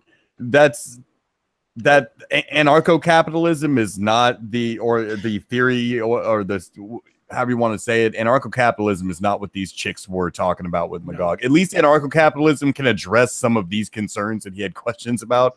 Where just these kids, they're fucking hot pot. They're hot topic kids, dude. Yeah, it's literally like even smart anarchists realize their system doesn't work, so they had to merge it with other things like anarcho-capitalism, anarcho-communism. Like, they still had to like merge their original base. Like, I like the idea of no consequences, but we got to make some fucking money. We got to have currency and shit.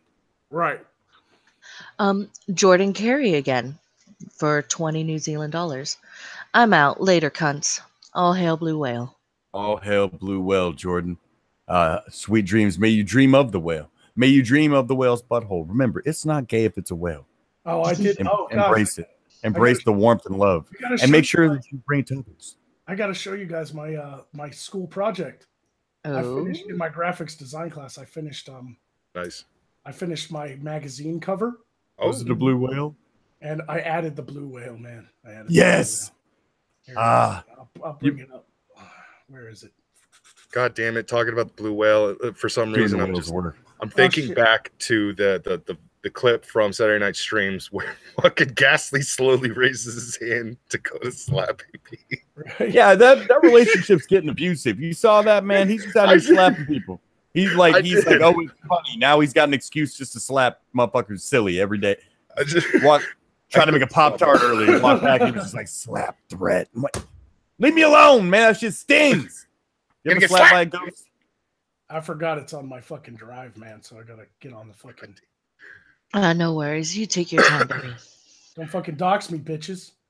All right. You already told everybody what your fucking real name is. You're still Magog. I don't give a fuck.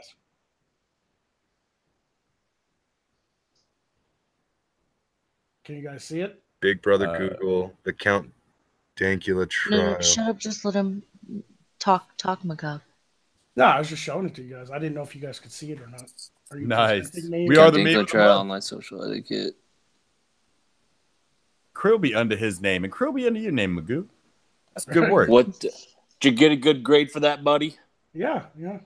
That looks awesome. You get a check plus. Krillby under you, Brockus. For having the dopest shirt here. I like the idea of absolutely. like the whole like verified blue check mark, thing. Yeah. We had to create That's cool. a fake magazine, basically. Oh, okay. So you had to do like a CNN thing. Right. I love my t-shirt. If anybody wants a t-shirt like this, you should go to golf-gear.com. That's right. That's golf-gear.com. That's exactly. Once again, golf-gear.com for those Fright Power t-shirts, those Golf City hoodies. Can I get a mug with your AP on it, buddy? You can soon. You can very soon. There's a good reason Really? that you will understand after you watch the next couple episodes of Golf City, which should be coming out in the next minute. Sounding to me like the next few days. Gas is getting down to the last few passes.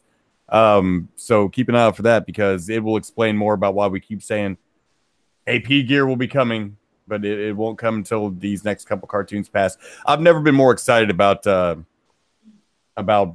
upcoming cartoon. This one's going to be great. So wait, you're saying AP? I'm gonna get a mug. I love y'all's cartoon and shit, and I've got 5 weeks of school left, and then I'll have more time on my hands. I would love still to make some sort of cameo in the show as a cartoon Magog. You should, man. Work with Ghastly. Probably work with you on that, man. It's got to figure out how to do that. Well, Free Press might make the puppet because he's already created the Magog cartoon puppet for Magog Reanimated. Mm-hmm. So he might just try to figure out how to just get it moving or whatever, But I'd love to do that. That would be fun. What I would love to a see wizard drop in like Mr. Rogers and teach us about shapes and numbers and shit, and we get confused. That'd be awesome. Won't you be my conquered? I would absolutely love to see like a big epic project, and this would put a lot of work on you guys, but like I think it would actually be worth it if you did a massive collab with Very Nearly Viral, Poisoning the Well, Beardy, and Magog in a Golf City cartoon. Wow, that's a lot. That is a lot. Logistically, the difficulty behind that is the technology. And it's hard to have recurring characters that are real people, or somebody else's character, because let's say we get picked up. Now, like, we own a piece of Magog in some way. And like, so, I mean, I'd love to, you know what I mean? Like that it makes it harder to do shit like that. Yeah, but it doesn't have to be cartoon. Like it could be funny to see like Ghastly and AP sitting on the couch. Oh yeah, we could do shorts all day. And it turns to and they're watching TV, and on the TV there's Poisoning the Well fucking arguing, and he's like, "Man, fuck these guys." That is how we should just switch make the it channel, and then it turns the channel, and there's Magog, and it's just like it's like Hypnotoad. He's just like, "Worship me," and it goes. Shh. And then switches to Beer Berry. Dude, you just gave me a great reason to fucking watch a bunch of Beavis and Butthead and write down the cut scenes and the music video scenes and just try to recreate those. And we could watch pretty much any video on the internet. Yeah, because it sucks. Yeah, that could be funny because it could show switch 30 back seconds, and then come back to like us. I don't know, whatever we're doing, whatever we're talking about. Yeah, you're sitting on the couch with a bucket of krill popcorn, So it'd be like. That'd be fun. It'd be like a really interesting and actually good take on reaction videos, which I normally fucking hate. But that sounds fun, actually. Somebody, you know what sucks about that though is somebody wouldn't get the joke. A lot of people wouldn't get the joke, and they'd be like, "They're just ripping off Beavis and Butthead." Like even when you know what you're doing, and you're doing a straight up parody, we copied the couch, shit like that. There would still be a large contingent of just. Yeah, you're always gonna get that, man. That's what I'm saying is that you always get that, but that's just so disappointing, man. When you're like when a lot of people got mad and unsubscribed from Ghastly, like because he was like, I'm not alt-right. Haven't you? I'm sorry the joke went over your head, but Right. They thought You know- alt-right was like a serious break-off of alt-right. Like, Did you not- He did you explained not- in one of the streams that he's not alt-right, and you could see in the chat some people were upset, and it was like, what's going on? Yeah, he's like, what did you not get about Richard Spector, leader of the alt-right, banging a fucking parody of a BLM guy, a Muslim BLM guy that used to be a Kang, and they're in a innocuous sexual relationship together. Like, what? yeah. How did you think that was a compliment? You know, it was kind of mind blowing, but it also reminds you like how other people interpret whatever you do, no matter how clear you think. It's not up to you. Like, some people are just gonna take shit the wrong way. So that's why I'm not. A couple people asked me, said, "Man, you seem like you're kind of shying away from shit lately." You know, because Hi, I Think I'm Real had something to say about something I said on the internet. I just kind of was like, oh, well, that's his opinion. I respect, he's allowed to his opinion.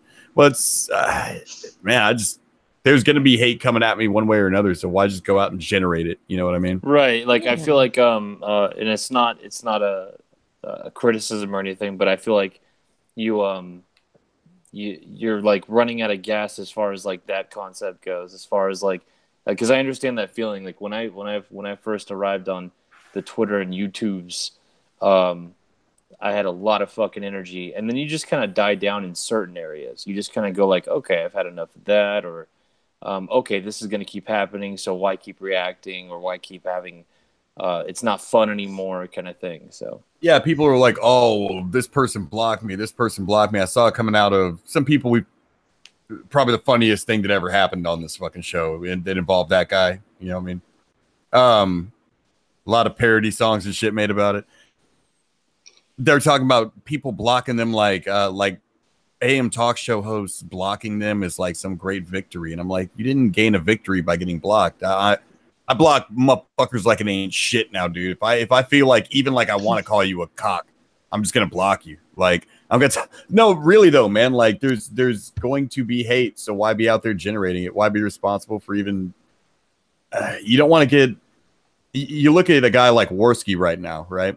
And you can see it when you listen to him on the air. And this is because I listen to him so much that I can see this, man. The stress, you know, and it's because he's under that kind of just always scrutiny, man. The best thing, you know, he could do is just block motherfuckers and not pay attention to it and do your highly successful, cool show.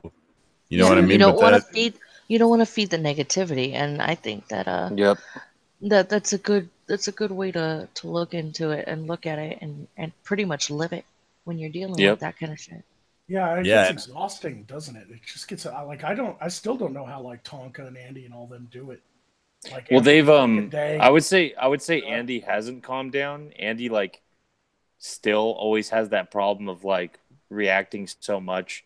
But if you listen to Tonka and Failure, they've similar to AP calmed down in that respect. I just want to entertain people. I'm glad I kind of didn't get into all that because I'm like walking between the raindrops right now because like nobody fucking invites me on a Kumite because they're just like Magog ain't into that shit, you know. And I'll roast a friend, but I don't want to get in fights.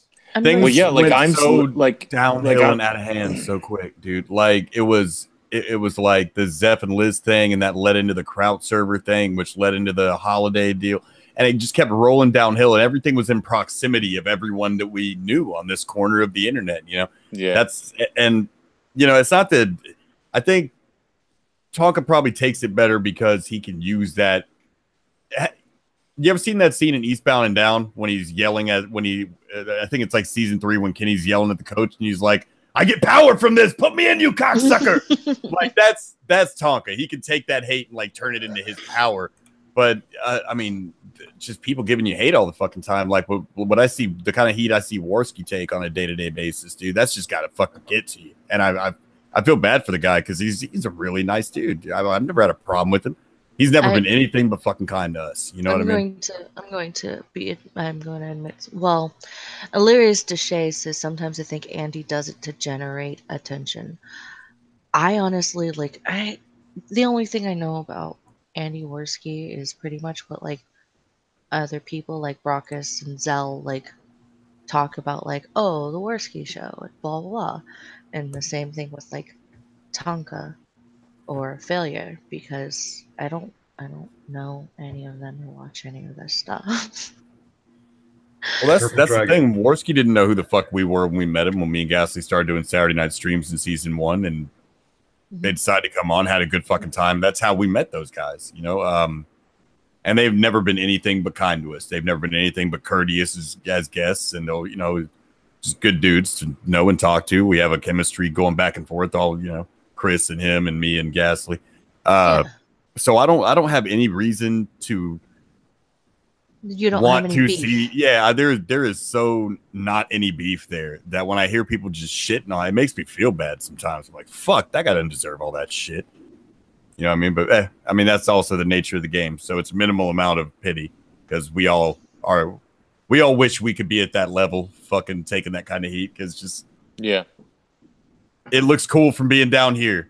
You know what I mean? It does. It does. Like, but yet, like, I've tried to imagine, like, there's some people that are practically, as far as YouTube goes, nobodies that I've seen or heard just shit talk Andy, and I've shit talked Andy. He's been a moron a lot and stuff like that. It's okay.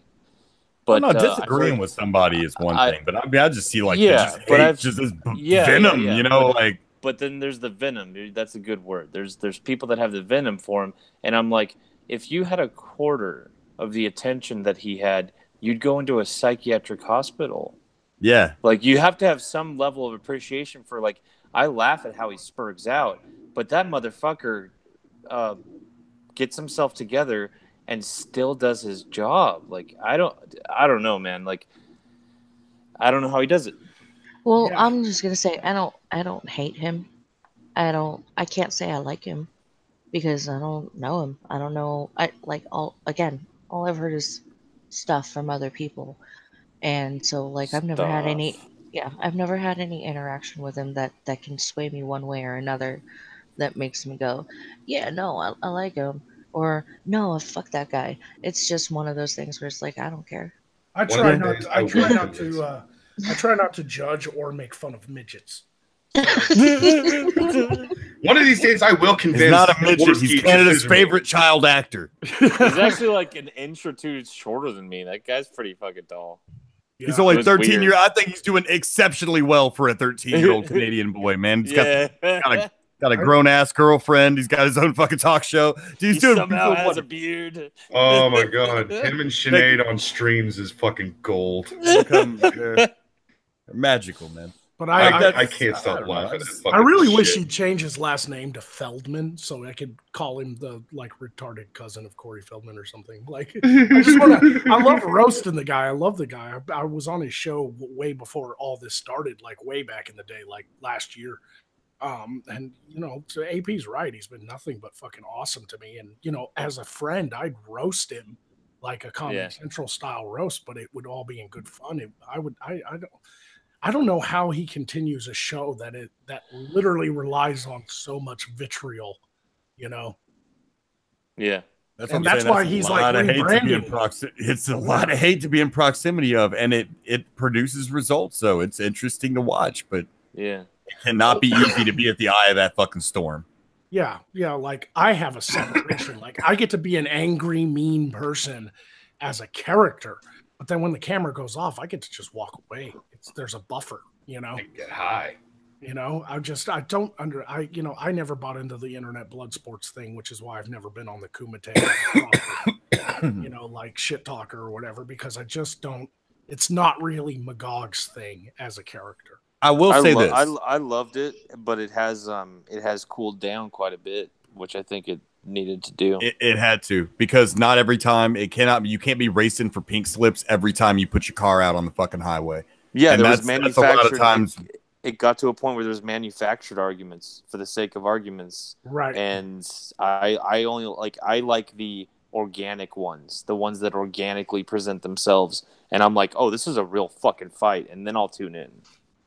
Now, see what I can see is it got intense with when things get real big and popular. The fan base will get kind of intense with it, right? It's just nature of the game. And what I saw happen was like it became a wrestling crowd, which I love, which is fucking awesome. You know, like the Kuma have a crowd that wants to be a crowd. But the downside to that is when you heel out in front of a crowd like that, they're going to hate on you, and they are going to assume it is part of the game. And some people who who go on these shows they don't quite understand the concept maybe, and they get way hurt, and their channels even have been hurt.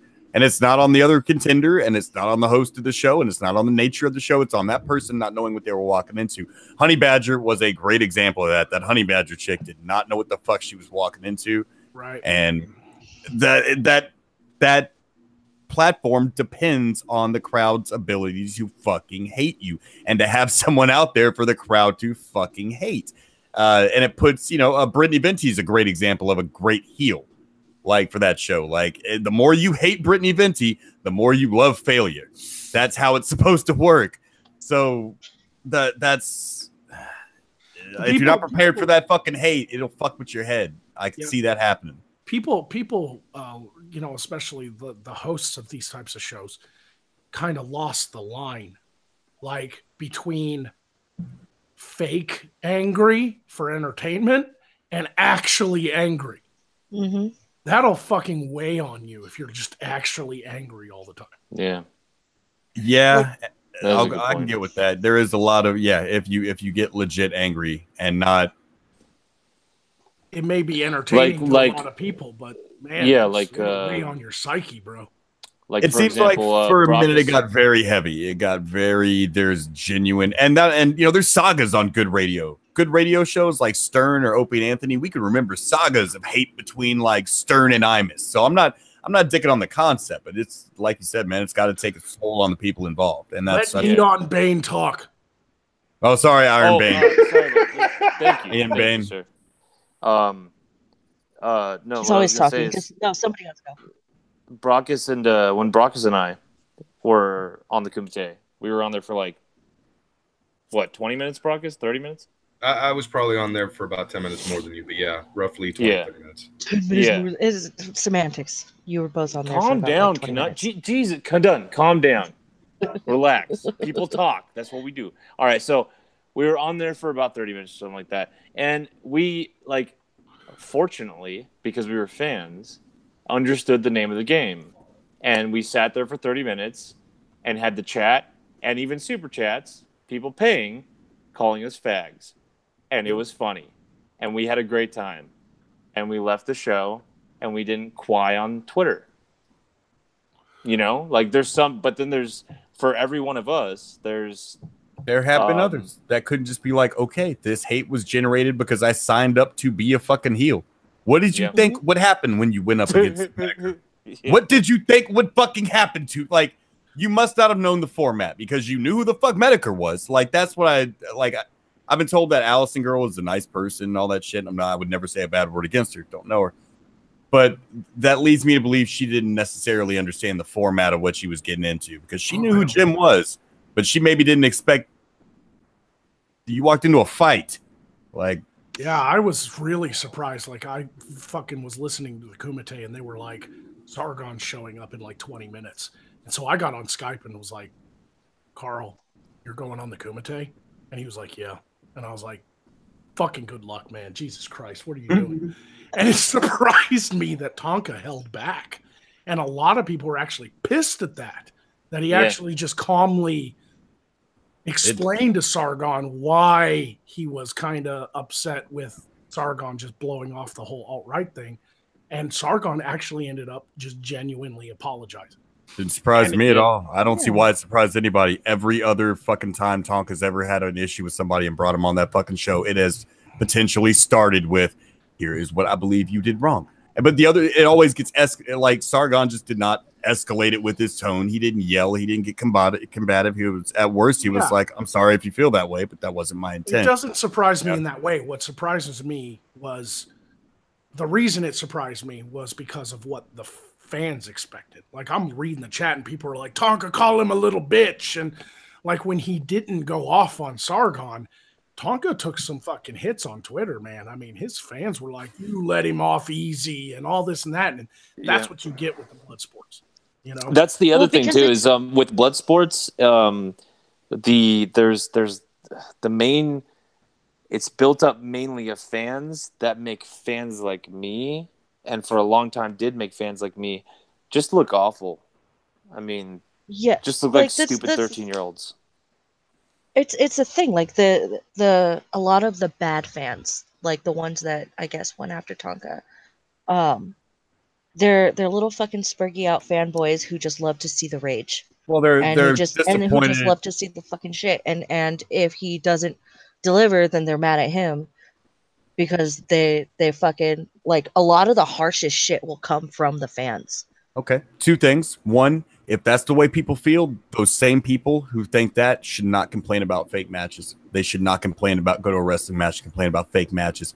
But what about what I'm disappointed when it doesn't become a big fist fight? Well, what did you want him to do? Fake it? I know that's, I'm not talking specifically, just anyone who feels that way. Two, there's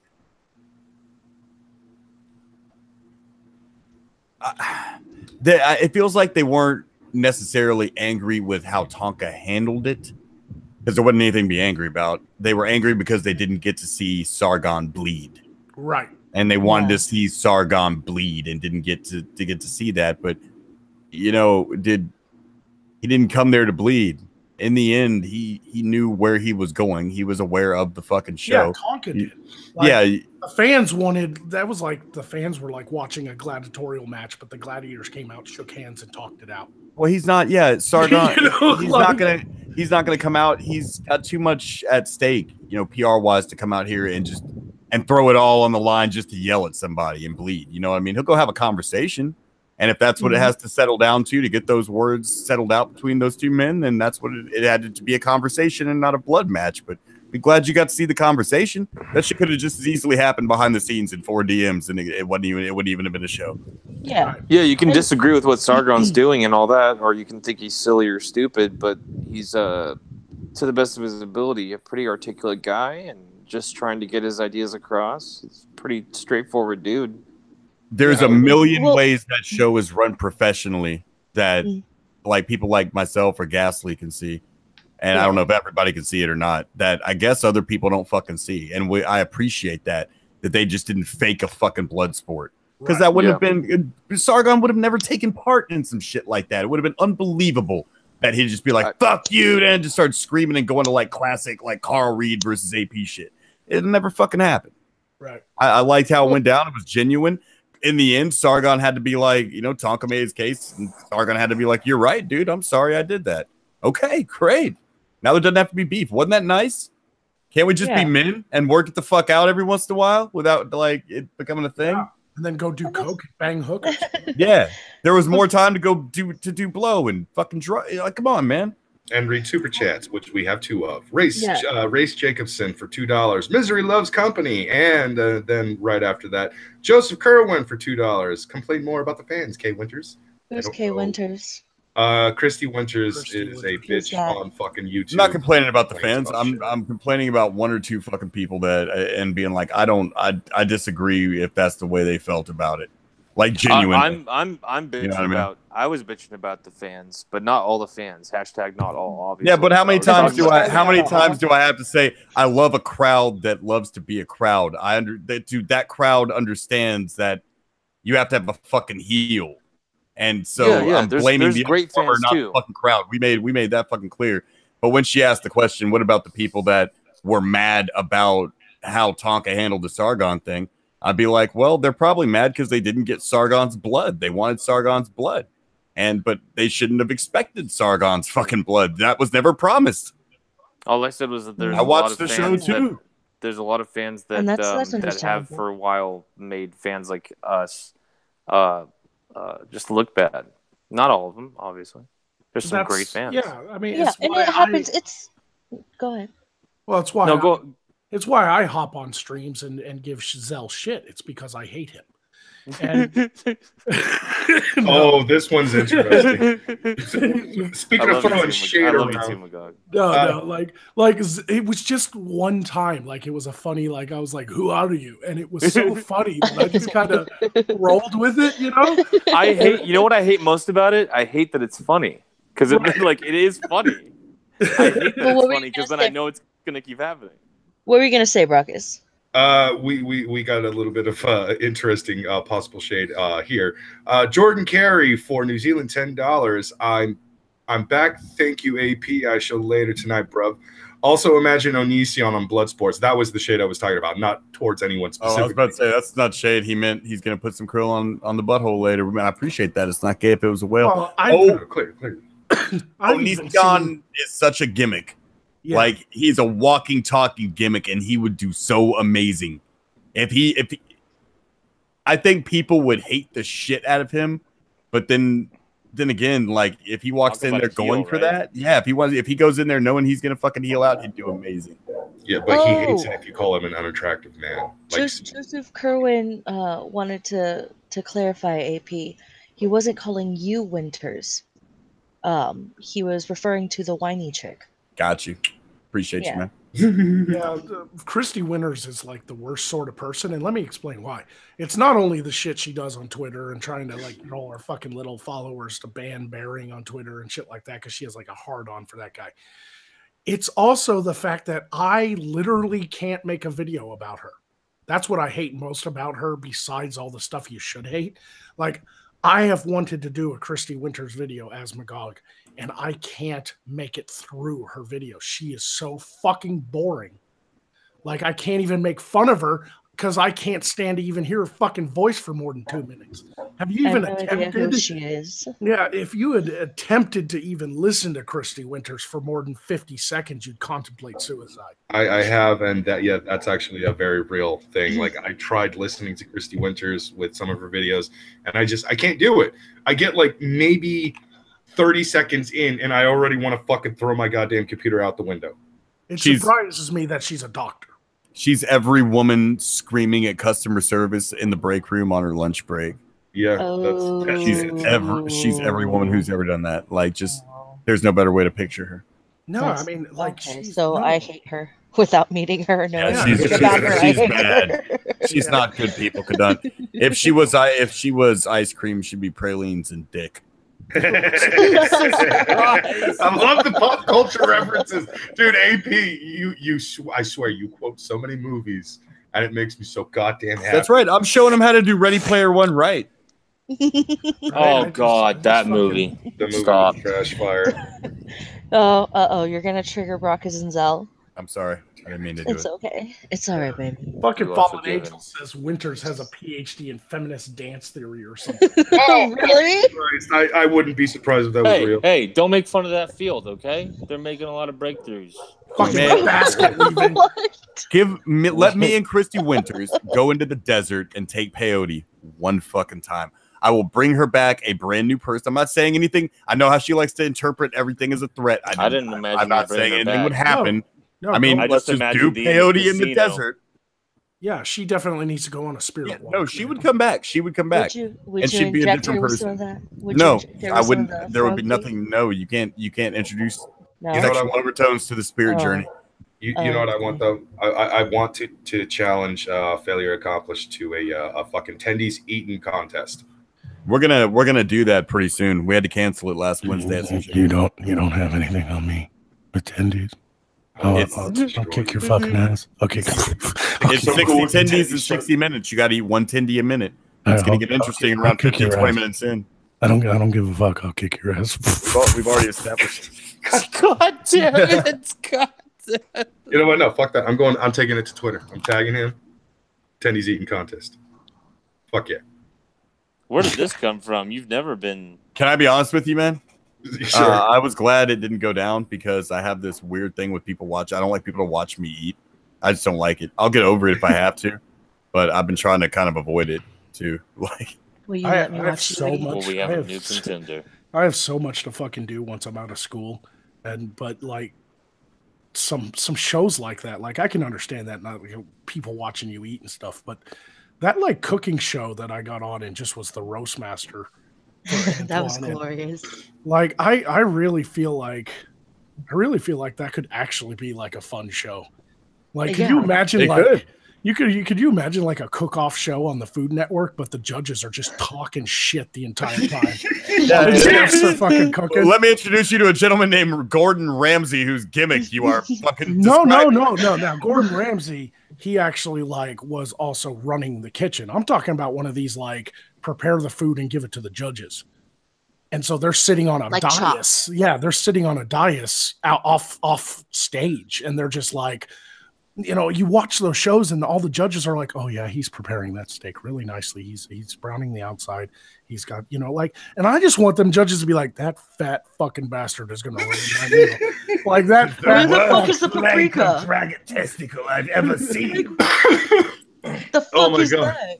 You're really you're gonna use the shittiest cut of meat right there? Oh, good job. Yeah, like I just want to see if like judges can distract the cooks. Like while they're cooking, all of a sudden the judge is like, "Did you get your ingredients at Walmart? You fucking moron!" No holds barred cooking blood sports. Like if you got a black, like no holds barred. Like if you got a black cook and he's cooking, you got to try to shake him up, kind of like in basketball. You can be like, "Hey Nick," you know what I mean? Start yelling racist shit and see if he turns around to chase you. You gotta have some bodyguards and shit on hand for that scenario. If you make cornbread, I will shoot you. What, you got some watermelon in there, motherfucker? Let me guess. It's chicken, right? Like, Yeah, black cook shake it the fuck like, up. you better be making me some collard greens, motherfucker. Like, Ragnar Ulfbert for $2. Ready Player One was a fucking gamer cache grabbing lies. of It course was. God damn It it. was Big Bang Theory, the movie. It was them trying to spoon feed you references to your childhood. It was 20 minutes of amazing awesomeness. It grabbed you by the nostalgia balls and pretty much held on. And then the luster is done after 30 minutes. No. We're not going to talk about this because we're going to continue talking about Magog's Roast Master cook. No, I actually love this idea, Magog. Like once you're Spielberg done, just crapped all over my need to ass. actually put that into to action. Yes, you did. I think it would be fucking hilarious to see Magog wearing his black robe, but he's got like a chef's apron on. Yes, no, the chef hat, the big tall Yeah, white chef hat. The fucking big chef hat, and he's just like, I am the ultimate food critic. If you do not please me, I will fillet you alive. Like I think if you could get like a dais of people to judge the plates. Oh, Magog gets mad. It's not bitter enough. oh my God. No. You know what we should do then? Okay, there's a couple of people that I actually know do cooking and all that stuff, but we should have Opal on one of those episodes. Get Big Fat Brian Oh, too, man. God damn it. That'd be way too easy, though. You can't have Opal on there. Yes, Fucking... we have to. You can't let Opal near a real entertainment product. That's No, just you a can't. rule of thumb. I love Big Fat Brian because like I gave him the idea when we were talking with Undoomed one time off air. Big Fat Brian does a cooking show, and I was like, you should just like interject small political and social points in between the cooking lesson and see if anybody notices, like with her soft voice. And sure enough, he sent me his video and he's cooking something. He's like doing a casserole, and he's sitting there and he's like, okay, we're gonna add this here, and we're gonna put the layer of crackers on the top of this casserole, and we're going to put it in the oven, and women are oppressed under Islam, and we're going to set that to 400. Oh my God. It had me fucking rolling. I was so happy he implemented my idea. It was so just like it was so like subtle because he's just like, women are oppressed under Islam, and we're gonna set that to 400 degrees, and we're gonna, like it was just so quick. It was fucking hilarious. I love Big Fat Brian for doing that. Ragnar Ulfbert says Poe needs to be under the hat controlling you. Yeah. Oh, that would be We cool. should definitely if you could get Poe on, be like, are you guys cooking because you're fat? Or because, or is it because you had a bad childhood? Like I'm just asking out of curiosity. Okay, so this is the show idea I have in mind. Oh my God. Okay, so Magog is the main host, but he always has two guest judges with him. He's the First episode should be Big Fat Brian versus Wild Tanuki in a cook-off. And I think the first two guests should be AP and Gasly, if possible. Yeah, that would be hell. They would drop their pans and cry. Like their pots and pans would crash to the floor. Smooth move, X-Lax. Yeah, you don't want to have a show where you roast people and put like the three of us, I think, on there for the pilot. That's probably That's going to end up bad for the contestants. But it would be great for the audience. That's why you can't have Opal on. Like, I can't be doing shit where I got to worry about people committing suicide because of what I say. Like, yeah, right. Like, I don't want to leave with that on my mind. You know, you're literally watching them cook, and then they start chopping up some fucking vegetables or something. It's like, there's a better thing you can do with that knife. I don't want to be Hannibal Lecter and motherfuckers out here, like talking them into suicide. Down the road, not across it, motherfucker. You know, like. remember, side to side for attention, up and down to get the job done, kids. Oh my god. It would be really funny as kind of like a necromancer, be like, "Oh, I like how he added the essence of virgin, like I like that." Yes, and you know, after I hope you add the blood of the dark ones. You know, like it's just like fucking Magog just constantly talking while they're fucking trying to cook. You know. I like that idea. Maybe I'll implement at least like a one-a-month show because I don't think you could do that every week. No, I'd pre-record that. I would do it. I would put that through editing and make it good. You know, right? Stop fucking muting me, Zell. You prick. Like when you give, like, if Ghastly and I had the opportunity to like animate stuff to go with that, right? Like Ghastly could reach out and slap the fucking shit. You know what I mean? Like that would make glorious. it. I would love it if like AP and Ghastly were the cooks and they're cartoons, so they're actually like chopping up cartoon vegetables, and it's like in a little cartoon kitchen, and Ghastly won't stop adding krill. I already know how I would win that, dude, because Ghastly likes American cartoons, and I grew up on American cartoons, but as a teenager I got more into anime, so I would make anime food, which I think we can all agree is the most delicious looking fucking food that has ever been drawn. Say what you will about anime or weeboos being weird little perverts. They are at this point. But the food in anime really well. looks delicious as fuck.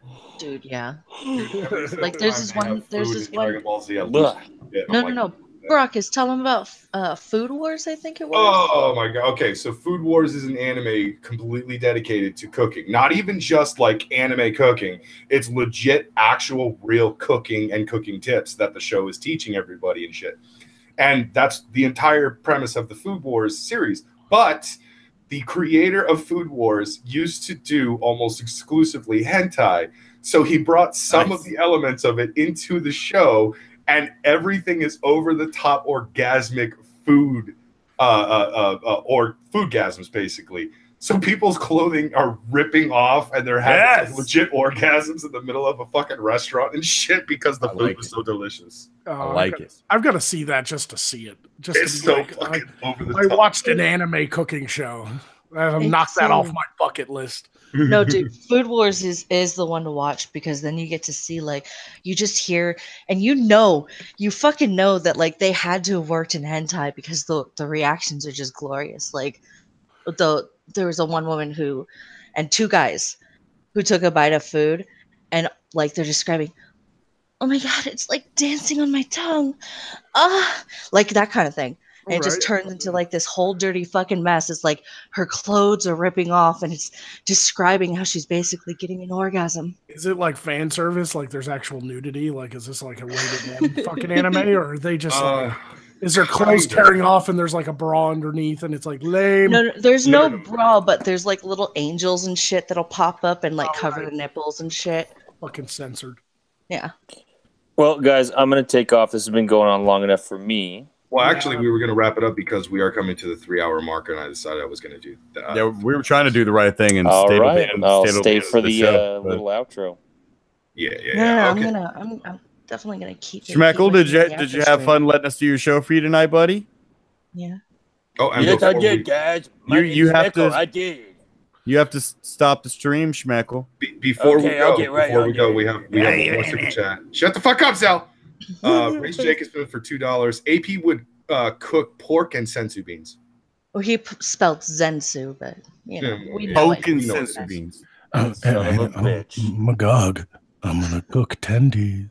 Oh god. But tonight we had. Now, see, I'd love to see you and Failure go at it with you doing that voice the whole time.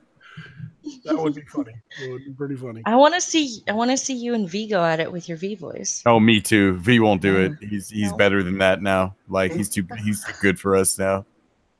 All right. Well, tonight was, of course, Love Your Mondays. We hope that we actually made your Mondays just a little less shittier because nobody likes Mondays. But we're hoping that you actually look forward to your Mondays with this particular show. Tonight, of course, we had our technical special guest, Zell, who is no longer going to be a host on the show, Magog of Morskar, and, of course, the wonderful Big Pimpin', AP the Frog from Gold City Cartoons. How's it going?